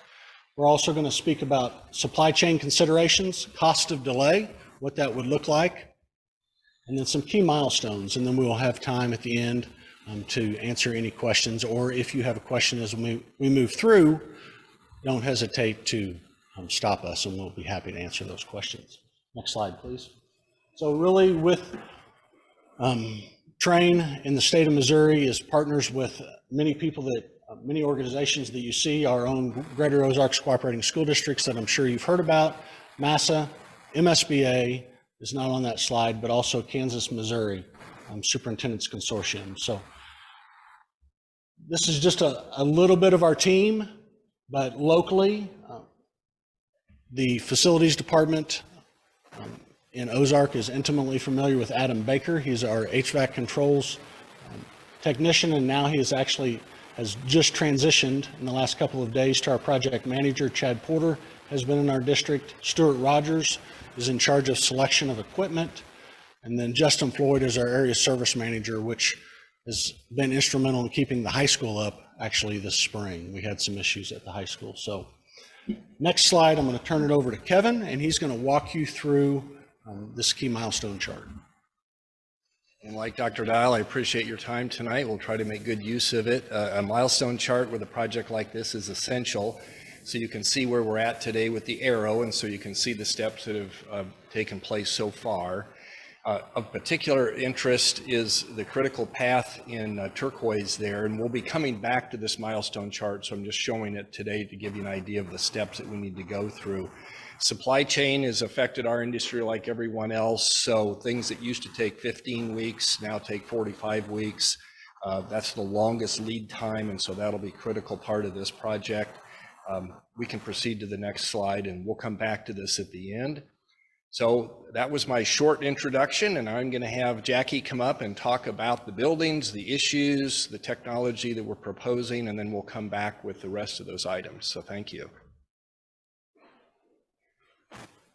Thanks, Kevin. Appreciate you having us here tonight. So as Dr. Chesick kind of overviewed a minute ago, our compelling event for this project is the HVAC system at the high school. What we've got there existing is 3 large air handling units that sit on the rooftop. They've never quite worked right. There's some capacity issues. Air handler 3 in particular handles both the main gym at the high school and the auditorium. It can't maintain both those areas at the same time. So if there's events going on at the same time, that's a problem. It's a complex system. It's not really a common system that you see a lot the way it's set up, which makes it difficult to maintain, expensive to maintain. There's not a lot of people around that are familiar with the systems that know how to work on them as they sit today. There's a lot of downtime. The compressors on the units go out. They have to be reset. So when that happens, there's no conditioning in those areas of the facility, which leads to indoor air quality, comfort issues, all sorts of problems. Item 5 there, obviously a high maintenance cost annually on these systems. It's just hard to control the way it's set up and maintain the building. Also, it's an older system. It's not very energy efficient, and it's past its useful lifetime. So we can get the next slide here. I would like to point out on the last one, lax redundancy. That's important, and that it's down. We have large units, large areas of our building that are down, and there's not an opportunity to say, hey, let's turn on the backup. It's just not there. That's correct. Like if one of those units goes out, a whole section of the building has no conditioning. To 70 degrees and blow it instead of 55, it's down bringing outside air and blow it. Correct. Yep. So what we're looking at doing and what we're proposing tonight is moving away from that existing system type to a more traditional system that has a chiller and a boiler. So you're providing chilled water and hot water to those air handling units. This is a fairly common system that you have at other facilities in your district, so your maintenance staff is very familiar with them and how to maintain that type of system. We would also have thermal energy storage as a part of this system. We've got another slide that I'll kind of dive deeper into that a little bit further down. So what we would do, we would be putting in a new chiller plant and boiler plant and retrofitting those existing air handling units on the roof with new coils and new fans. As part of the energy comments that Dr. Chesick was making, those fans are going to be equipped with VFDs, which basically allows them to turn down in low load times. So they're not running full blast all the time, which is one of the energy savings measures as a part of this project. In addition to that, we're actually going to be installing a new air handler that's dedicated specifically to the auditorium. So it's alleviating that issue where you can't have the gym and the auditorium occupied at the same time. In addition to the new plant, all this will be under new trained modern controls, which gives you the ability to not only monitor the systems better, but you're going to have better alarming. So if something's going wrong, if something's not right, your maintenance staff will be alerted immediately to that. That would control everything at the high school, chiller, boilers, your VAVs down the line. And in our base project, we actually are also upgrading the controls at 2 other schools. That would be South, which currently has pneumatic controls, so it's basically compressed air that's controlling everything. It's not efficient, it's not reliable, it's just an older technology. So it'd be removing that and upgrading to a modern control system. And then West Elementary also would have a controls retrofit as part of the base project. The expanded scope that Dr. Dow alluded to is kind of the remaining 5 major buildings in your school would have a controls retrofit implemented. So that would be the other 2 elementary schools, junior high, middle school, Tiger Paw.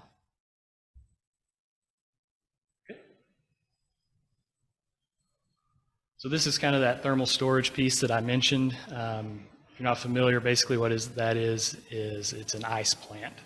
So the way it works is at night when there's no cooling load on the building, we're using those new chillers to make ice. If you see in that outline, that green outline, those are tanks. And at night, those tanks are basically frozen.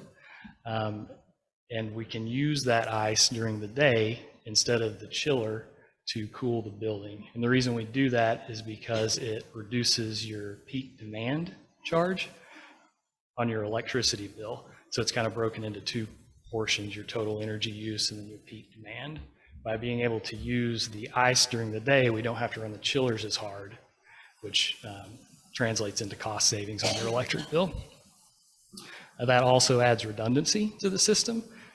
So you have 2 chillers that can provide cooling to the building, and then you also have this ice bank, which is basically just stored cooling that you can use during the day. This chart just kind of shows the difference in life expectancy of different types of equipment. So that left circle that says existing system, that's basically what you have now with multi-zone rooftop air handling units. Expected lifetime use from ASHRAE is 15 years on that type of system. The type of system that we're proposing to go back with is a packaged chiller system. You can see that's about a 23 year expected useful life. Other than the HVAC scope at the high school, we are doing some other stuff. One of those things is solar PV systems. So we kind of evaluated different buildings for the possibility of putting in a solar array. The two that we kind of settled on were South Elementary and West Elementary. You can see that between those two systems, we're looking at about $122,000 in annual energy savings. That's offset by the solar panels. West Elementary is a particularly good school for this because it's an all-electric heat building. So all the energy use for the HVAC system is electricity. There's no natural gas. So there's a lot of electric usage in that particular building to offset with the solar panels.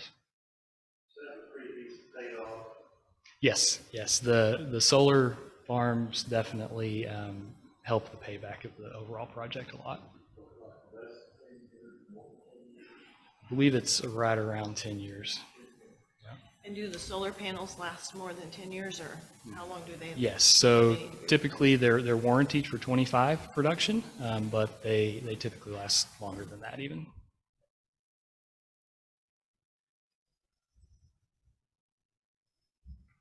So this is just a little bit more detail on kind of what we're looking at for those solar panels. So South Elementary is on the left there, West Elementary is on the right. Utilize some of that field that's out back of the building. You can see on the right-hand column of that table, we're going to be offsetting around 3/4 of the electric usage of the buildings with the solar farms. The last kind of main part of the scope is lighting retrofits. Dr. Chesick mentioned this as well. There were about 16 buildings. We came in and did a comprehensive audit of your lighting as it sits today. We basically have a record of every light bulb in the district, all your major buildings.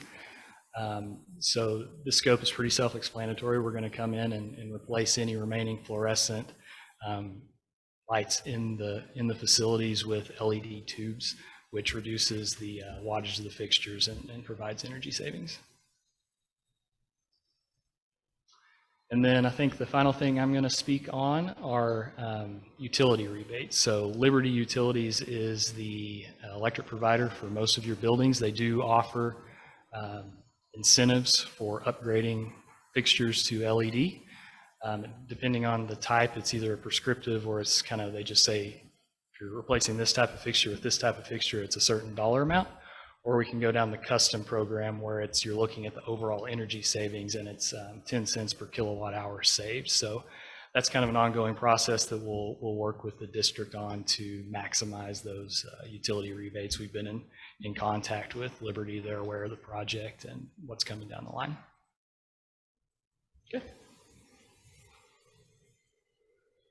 Okay, well, it's very evident that the IRA is going to make your project very financially feasible.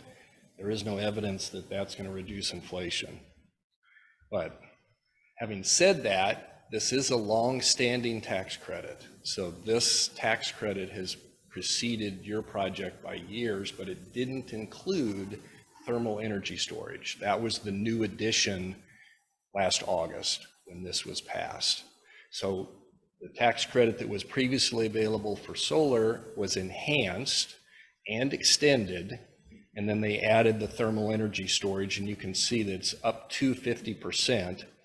Actually, yours will be closer to 40 because we can meet the domestic content requirements so that we can add the 10 to the 30, but the energy community requirements, which are really for areas that were heavy into fossil fuel production or usage, and those jobs were eliminated in the last several years. So there's actually a map of where those occurred, and you're not one of those maps. So that's why that part doesn't appear. So couple other items there I've got arrows at. It expires at the end of 2024. The project doesn't have to be done by the end of 2024, but there has to be a percentage of the expenses incurred, which will bring us back to the milestones and the supply chain issue. And then there is also a prevailing wage and apprenticeship requirements associated with this particular project. In addition, Train has had and still offers, and it's applicable in your case, what we call an anticipation discount program. It's essentially a discount for paying in advance. It got very enhanced because of inflation, because we're dealing with the same inflation things that you are. So this has been part of the calculations, and you see on the base project and the expanded project what those amount to. And this kind of brings it all together. So this is, there was multiple options, so that's why we still show option 3. So actually the 2 options that were prioritized by administration to share with you tonight are option 3 and option 4. So you can see the categories. One thing that is different, I believe Dr. Chesick will maybe enhance this with the plans with your financial advisor to have the annual payments match the available savings.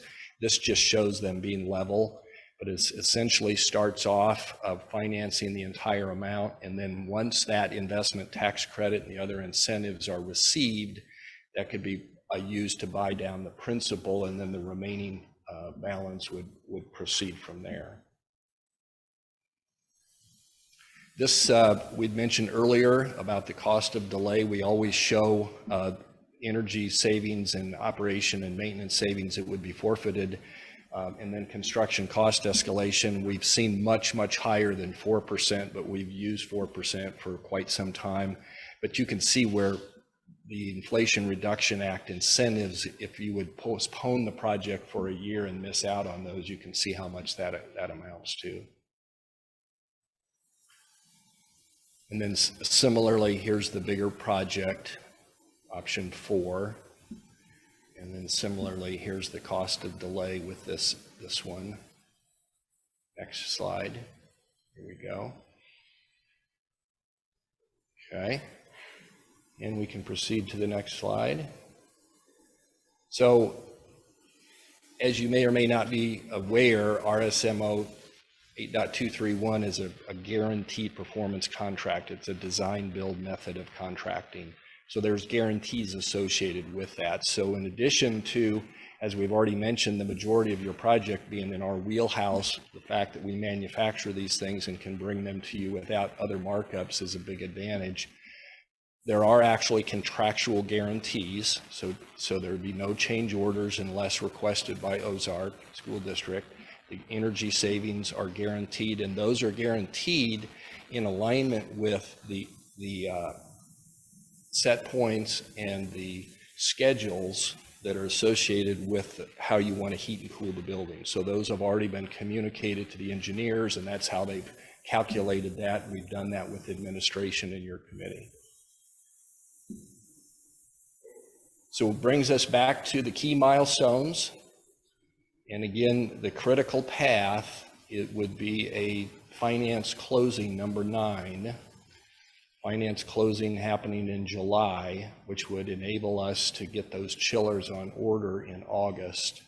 And if we take that 45-week lead time, you can see that brings them in late June or July in time to be installed at the high school for go back to school. And the way that works out is everything is in place. It's a replacement in place. Mm-hmm. So our current system will continue to function. Mm-hmm. Boilers will be added, piping will be ran, pad will be poured. Those are delivered within 45 weeks. They're craned in, hooked up, old system goes offline, new system goes online. So when it's not at the end of the next summer that it begins, when that chiller's set, it will be ready to flip a switch and to connect, flip a switch and begin. Right, because you can see on line 14, we'd actually mobilize, excuse me, line 13, we'd actually mobilize late summer. So we would actually mobilize later this summer, August, September, because there's other work to be done. The lighting work and the solar work and those things can proceed, and then the preparatory work for the new chillers can be done as well.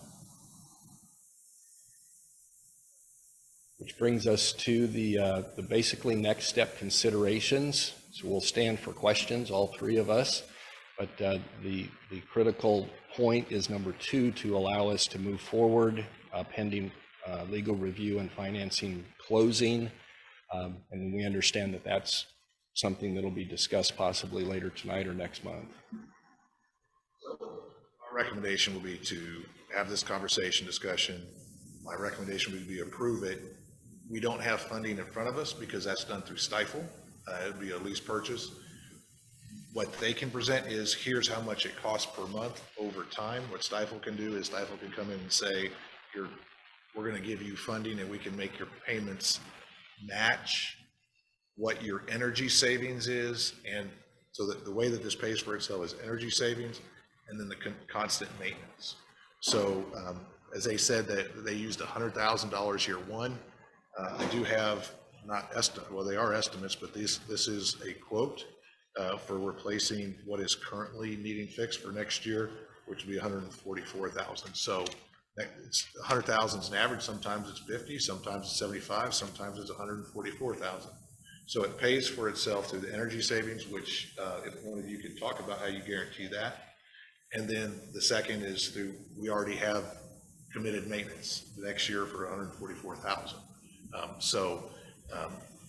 So are you saying that we're still spending the same amount of money on different things? It's just whether we're choosing to repair our old car, which is nickel and diming us, or we're buying a new one that's going to last us with a warranty? That would be correct. So that money that would go for maintenance, instead of going for maintenance, is going for the payment. Right.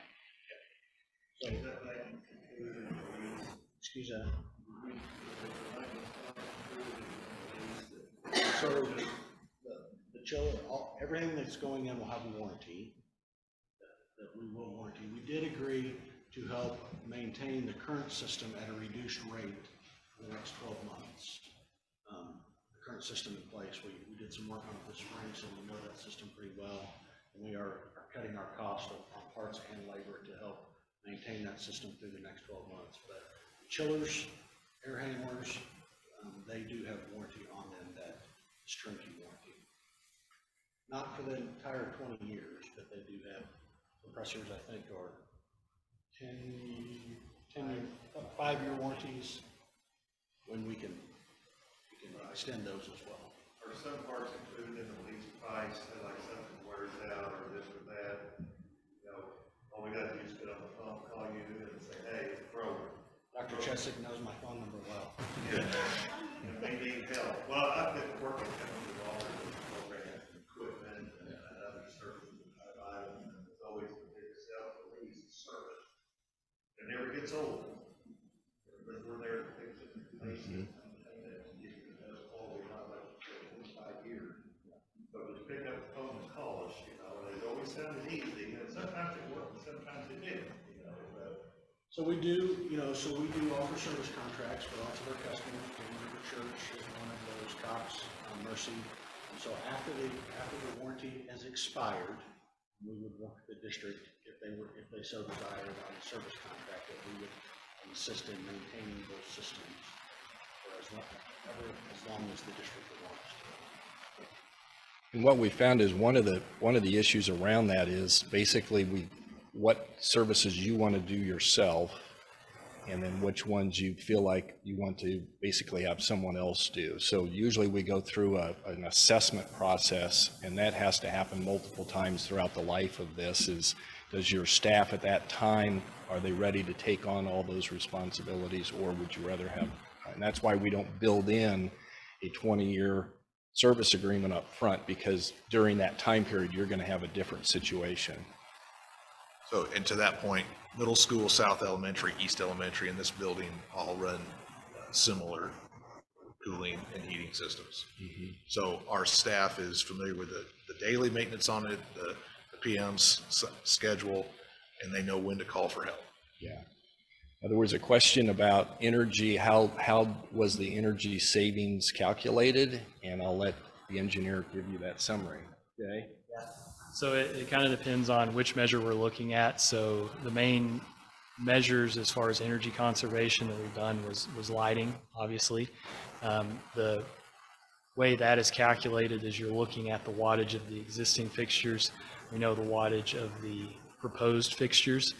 Those wattages are measured pre and post sampling throughout the buildings to verify those.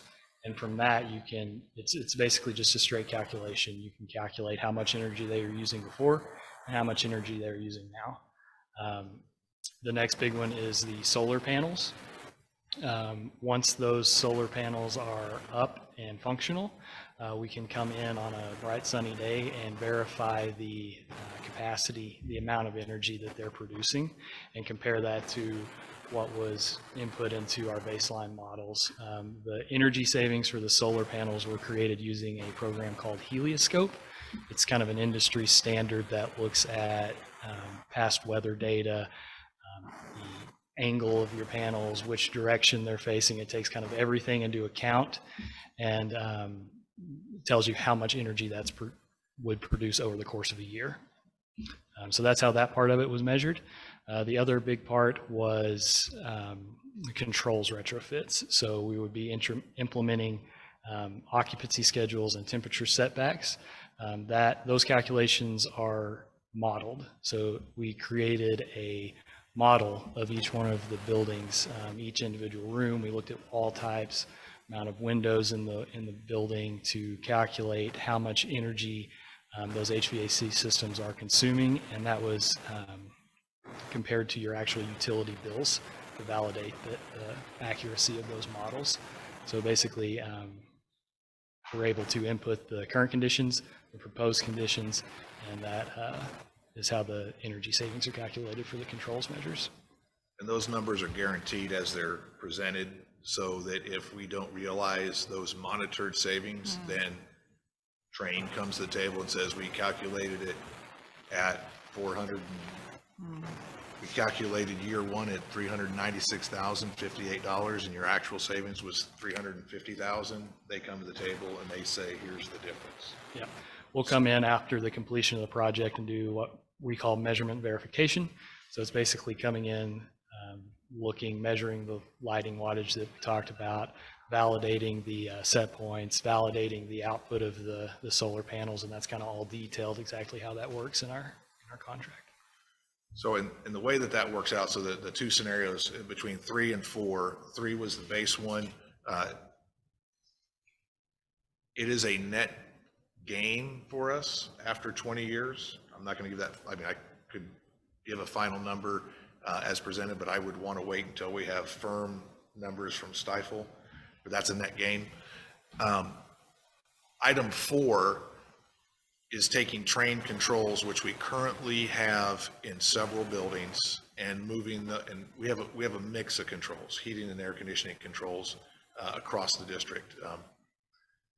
This would put the same controls in every building, so that we could pull up one website, we could look at all of our buildings, and we could know the exact status of all of our HVAC systems at that moment in time.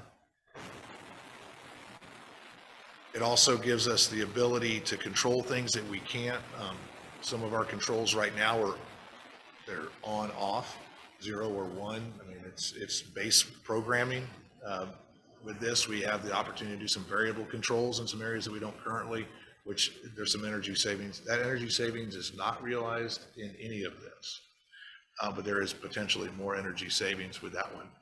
That one does come at a cost over 20 years. It does not pay itself off as presented, right? There's some unrealized ones. There's also time and effort of our maintenance staff that we could look at. It's not calculated into that.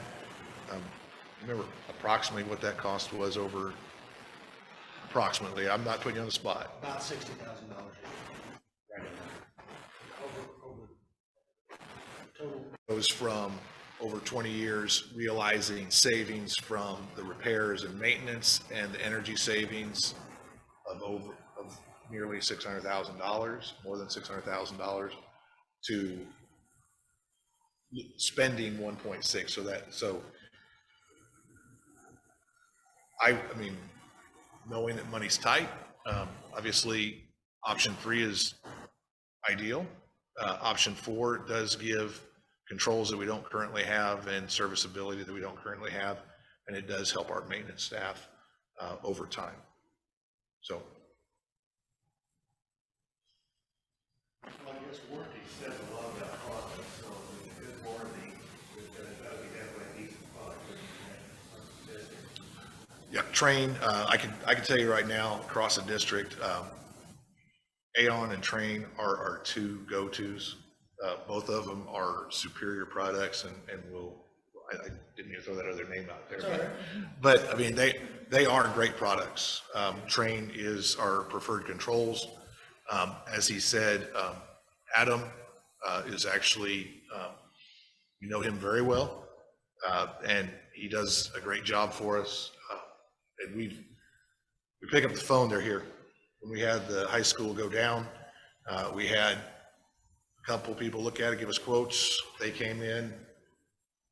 They not only gave us a quote, they came in with, we can fix it fast and now. And we were up less than 2 weeks from the time it was down, maybe just over 2 weeks from the time that it went down. And that's amazing. You know, working with Train and talking with Dr. Chesick, and with our financial situations coming in, you know, we're nowhere near in a bad financial situation. We're just like everybody. Oh, thank you. We're just like everybody else in the world right now. You have to watch what you're spending. And so when I see there was a slide, can you go back 1 or 2 slides? Keep going. Right here, where it says financial considerations. So if you're looking from the money side, it says utility savings forfeited $380,000. So right in here is telling us, those aren't the exact numbers, but it's also helping to tell us how much we're going to save. I kept asking or saying, is this magic money? Because it's hard to wrap your head around this, that I'm not receiving additional revenue, but I am going to, or we've been guaranteed that you're going to see additional savings through savings on utilities. Okay, so that should, and the $140,000 that we're not going to spend on upgrades or upkeep should cover the cost of the lease. Okay, we have to be very diligent that if we know this is covering the cost of the lease, that we don't think, oh, we have some extra money we can spend somewhere else. Okay, so we have to, that is what happens. It is. So it will definitely be something that we have to watch carefully, and we'd have to work with Dr. Curtis and his group as well as Train. And so that, go back to West and South. The reason those 2 were chosen, as I said, West is the newest elementary, but it is by far the highest electrical bill because they do heat with heat strips. It was a great savings when they put it in, but the energy cost is not there, or it as well exceeded the savings that we would ever have realized by not putting in a different system. So It also allows for a lot of individual control. Yeah. Yes. In the classroom. So you bring in air, you cool it to 55 to take it back out and warm it up to 75 while the room next to them is at 64. So you do allow some luxury that some of the other buildings don't have. As Dr. Chesney stated, that does come at a cost. So we chose West, and obviously there's a lot of land. We wanted to get that bill down. And then also South Elementary, our oldest elementary, is actually our most efficient. Now we did put in a new, different brand, but that has been a chiller system since they put that in. And we replaced that chiller system 2 years ago. And, but the efficiency in that building is our best, and that comes close to net zero by putting solar on there. So, I mean, that's real, that's a monthly realization of power.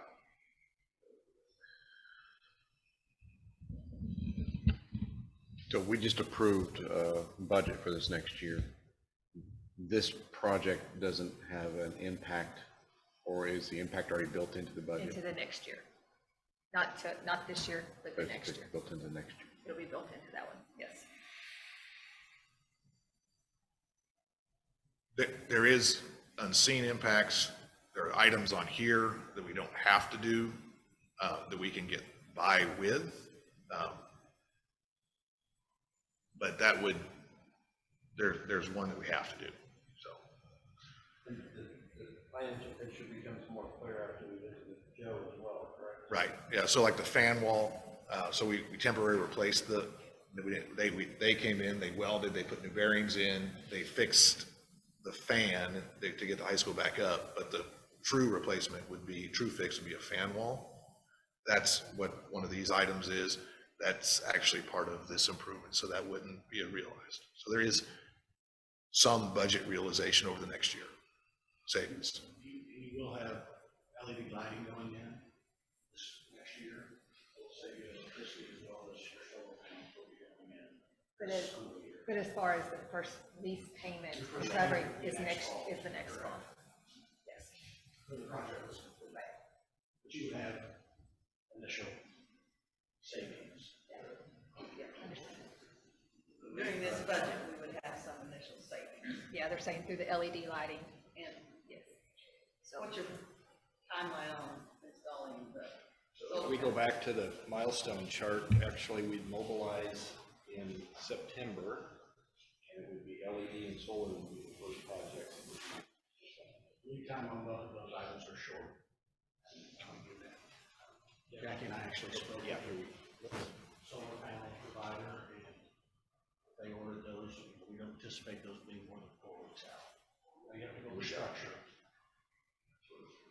And there is an engineering phase as well with the solar panels, so the lighting would probably be the first thing you saw happening, which could happen this fall. And they work second shift. Most of our lighting contractors work second shift. So they would come in after school, who would not know they were there. Besides, they lighting reflection.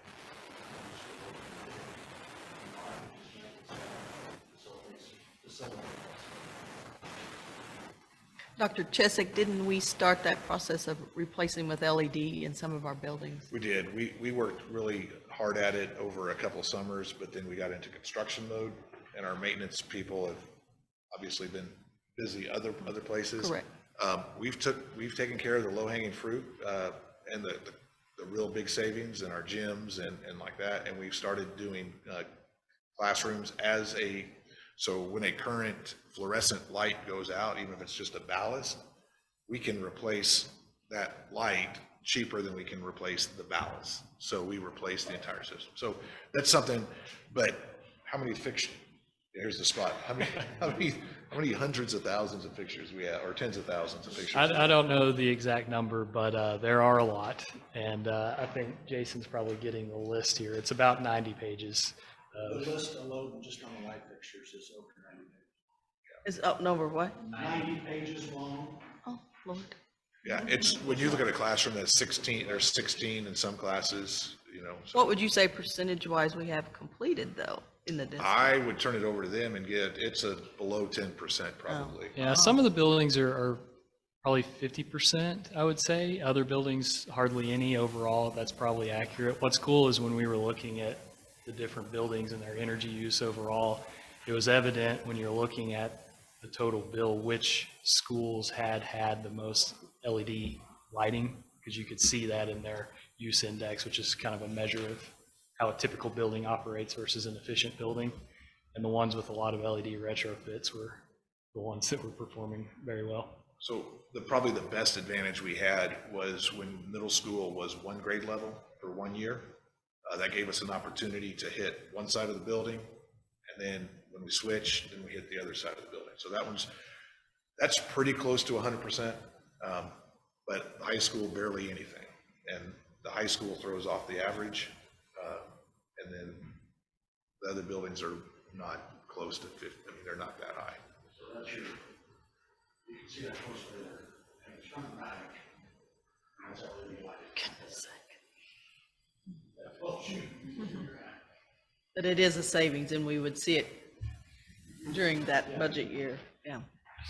I have an uninformed question, only because I've not dealt with big.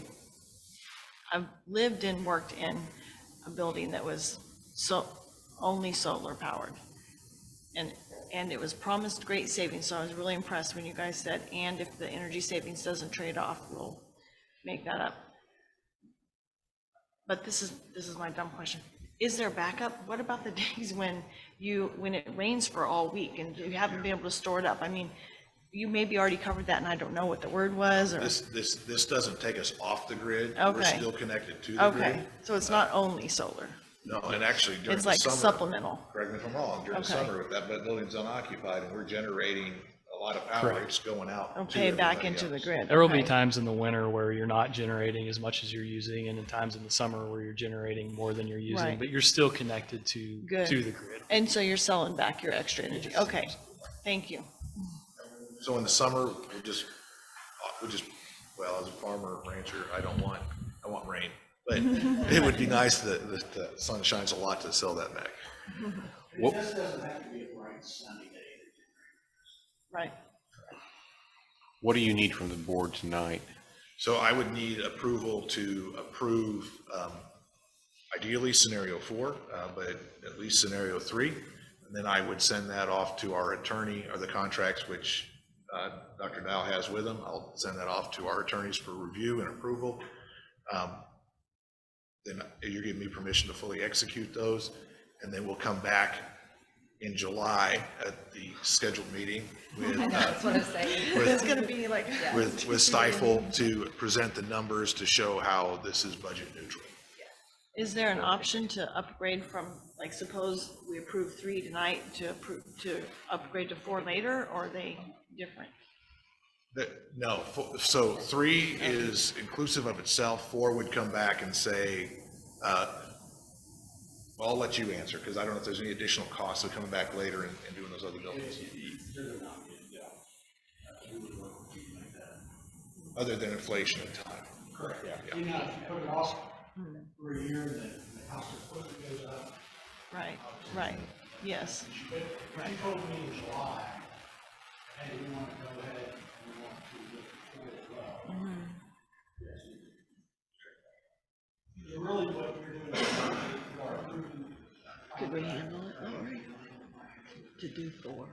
So if financing doesn't go through, the legal is through. All bets are off. Yeah, I mean, you can approve it, but if we never come to a fully realized executed contract, we don't move forward. And then financing, of course, is approval. So you're saying after, Stifle. comes and presents, and if we change our mind about something, Because you're not approving. a contract, we're just approving this right here, though. Yes, and it's dependent upon the financing. Okay. If you don't like that, then it's a no-go. And I think option 4, I mean, with the controls and limited, having somebody that worked in my family in controls and just thinking of having it all on one system, that's gonna be, you know, if we've got the opportunity to make that change now, I mean, I know it's a financial, you know, a bigger impact, but I think, I mean, from my side, just kind of given that, I think we're gonna realize that and provide some other opportunities that I think are important, instead of patchworking it together, because is that a good way to say, even if, you know? Patchwork would be generous. Okay, fair enough. Yeah, that's just how I feel, that's Yeah. what I hear, Yeah. not knowing. Yeah. One more question. Recently, I was at, I think maybe it was a podcast, but anyway, one of the state representatives was talking about the way DESI funnels federal money to schools as reimbursements for things they're building and construction. Is this one of those things that would qualify for those kind of funds, or not really? We generally do not qualify for any of that. I mean, we just applied for a grant and we were disqualified. That's not fair. We scored very well for everything we wrote, but because of our economic status and our location, just like they said, I mean, the line for that extra 10%, I won't say where it's at, but we just missed it. Yeah. So DESI blames it on the schools can't spend it, but they actually kind of restrict us from it. Yeah. So one interesting fact on this, on the inflation reduction, I have straight back to this. We don't have to apply for it. It is a check that comes from the treasurer to the Ozark School District. It's not voluntary. But you did say you would help us with. Yes, we'll help you with that paperwork. With your CPA, yeah, it's, and that was a new part of the 2022 Inflation Reduction Act that schools and universities and nonprofits could file directly. It's called elective, so you elect to have that, even though you don't normally file federal taxes, there's provision for you to do that with IRS Form 3468. And the way that and that's, so there's statutory, there's laws prohibiting them from talking about finances and the finance companies from talking about ESCOs. So they're being really careful about what they're saying. But what we would do is when we come to you in July, we would schedule here's this reimbursement. That's a balloon payment to pay down the lease. So that's how we can schedule out even payments throughout, that we could come back in 18 months and pay that down. With just, here's a reimbursement check for almost $4 million. Thank you, here's a balloon payment, drop that down. That's all to be decided next month, but you'll see that. Need a motion? I'll make the make the motion to approve the ESCO HVAC plan option 4.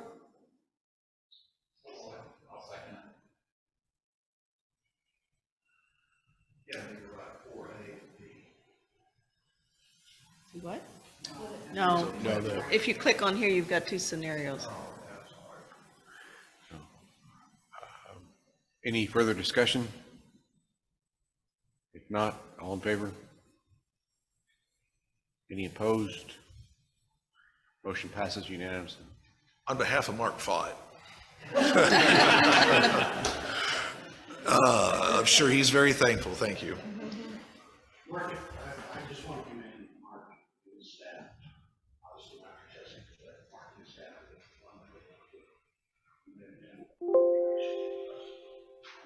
Hard on Cody. You look at something, sure, we're good. Just give me a call.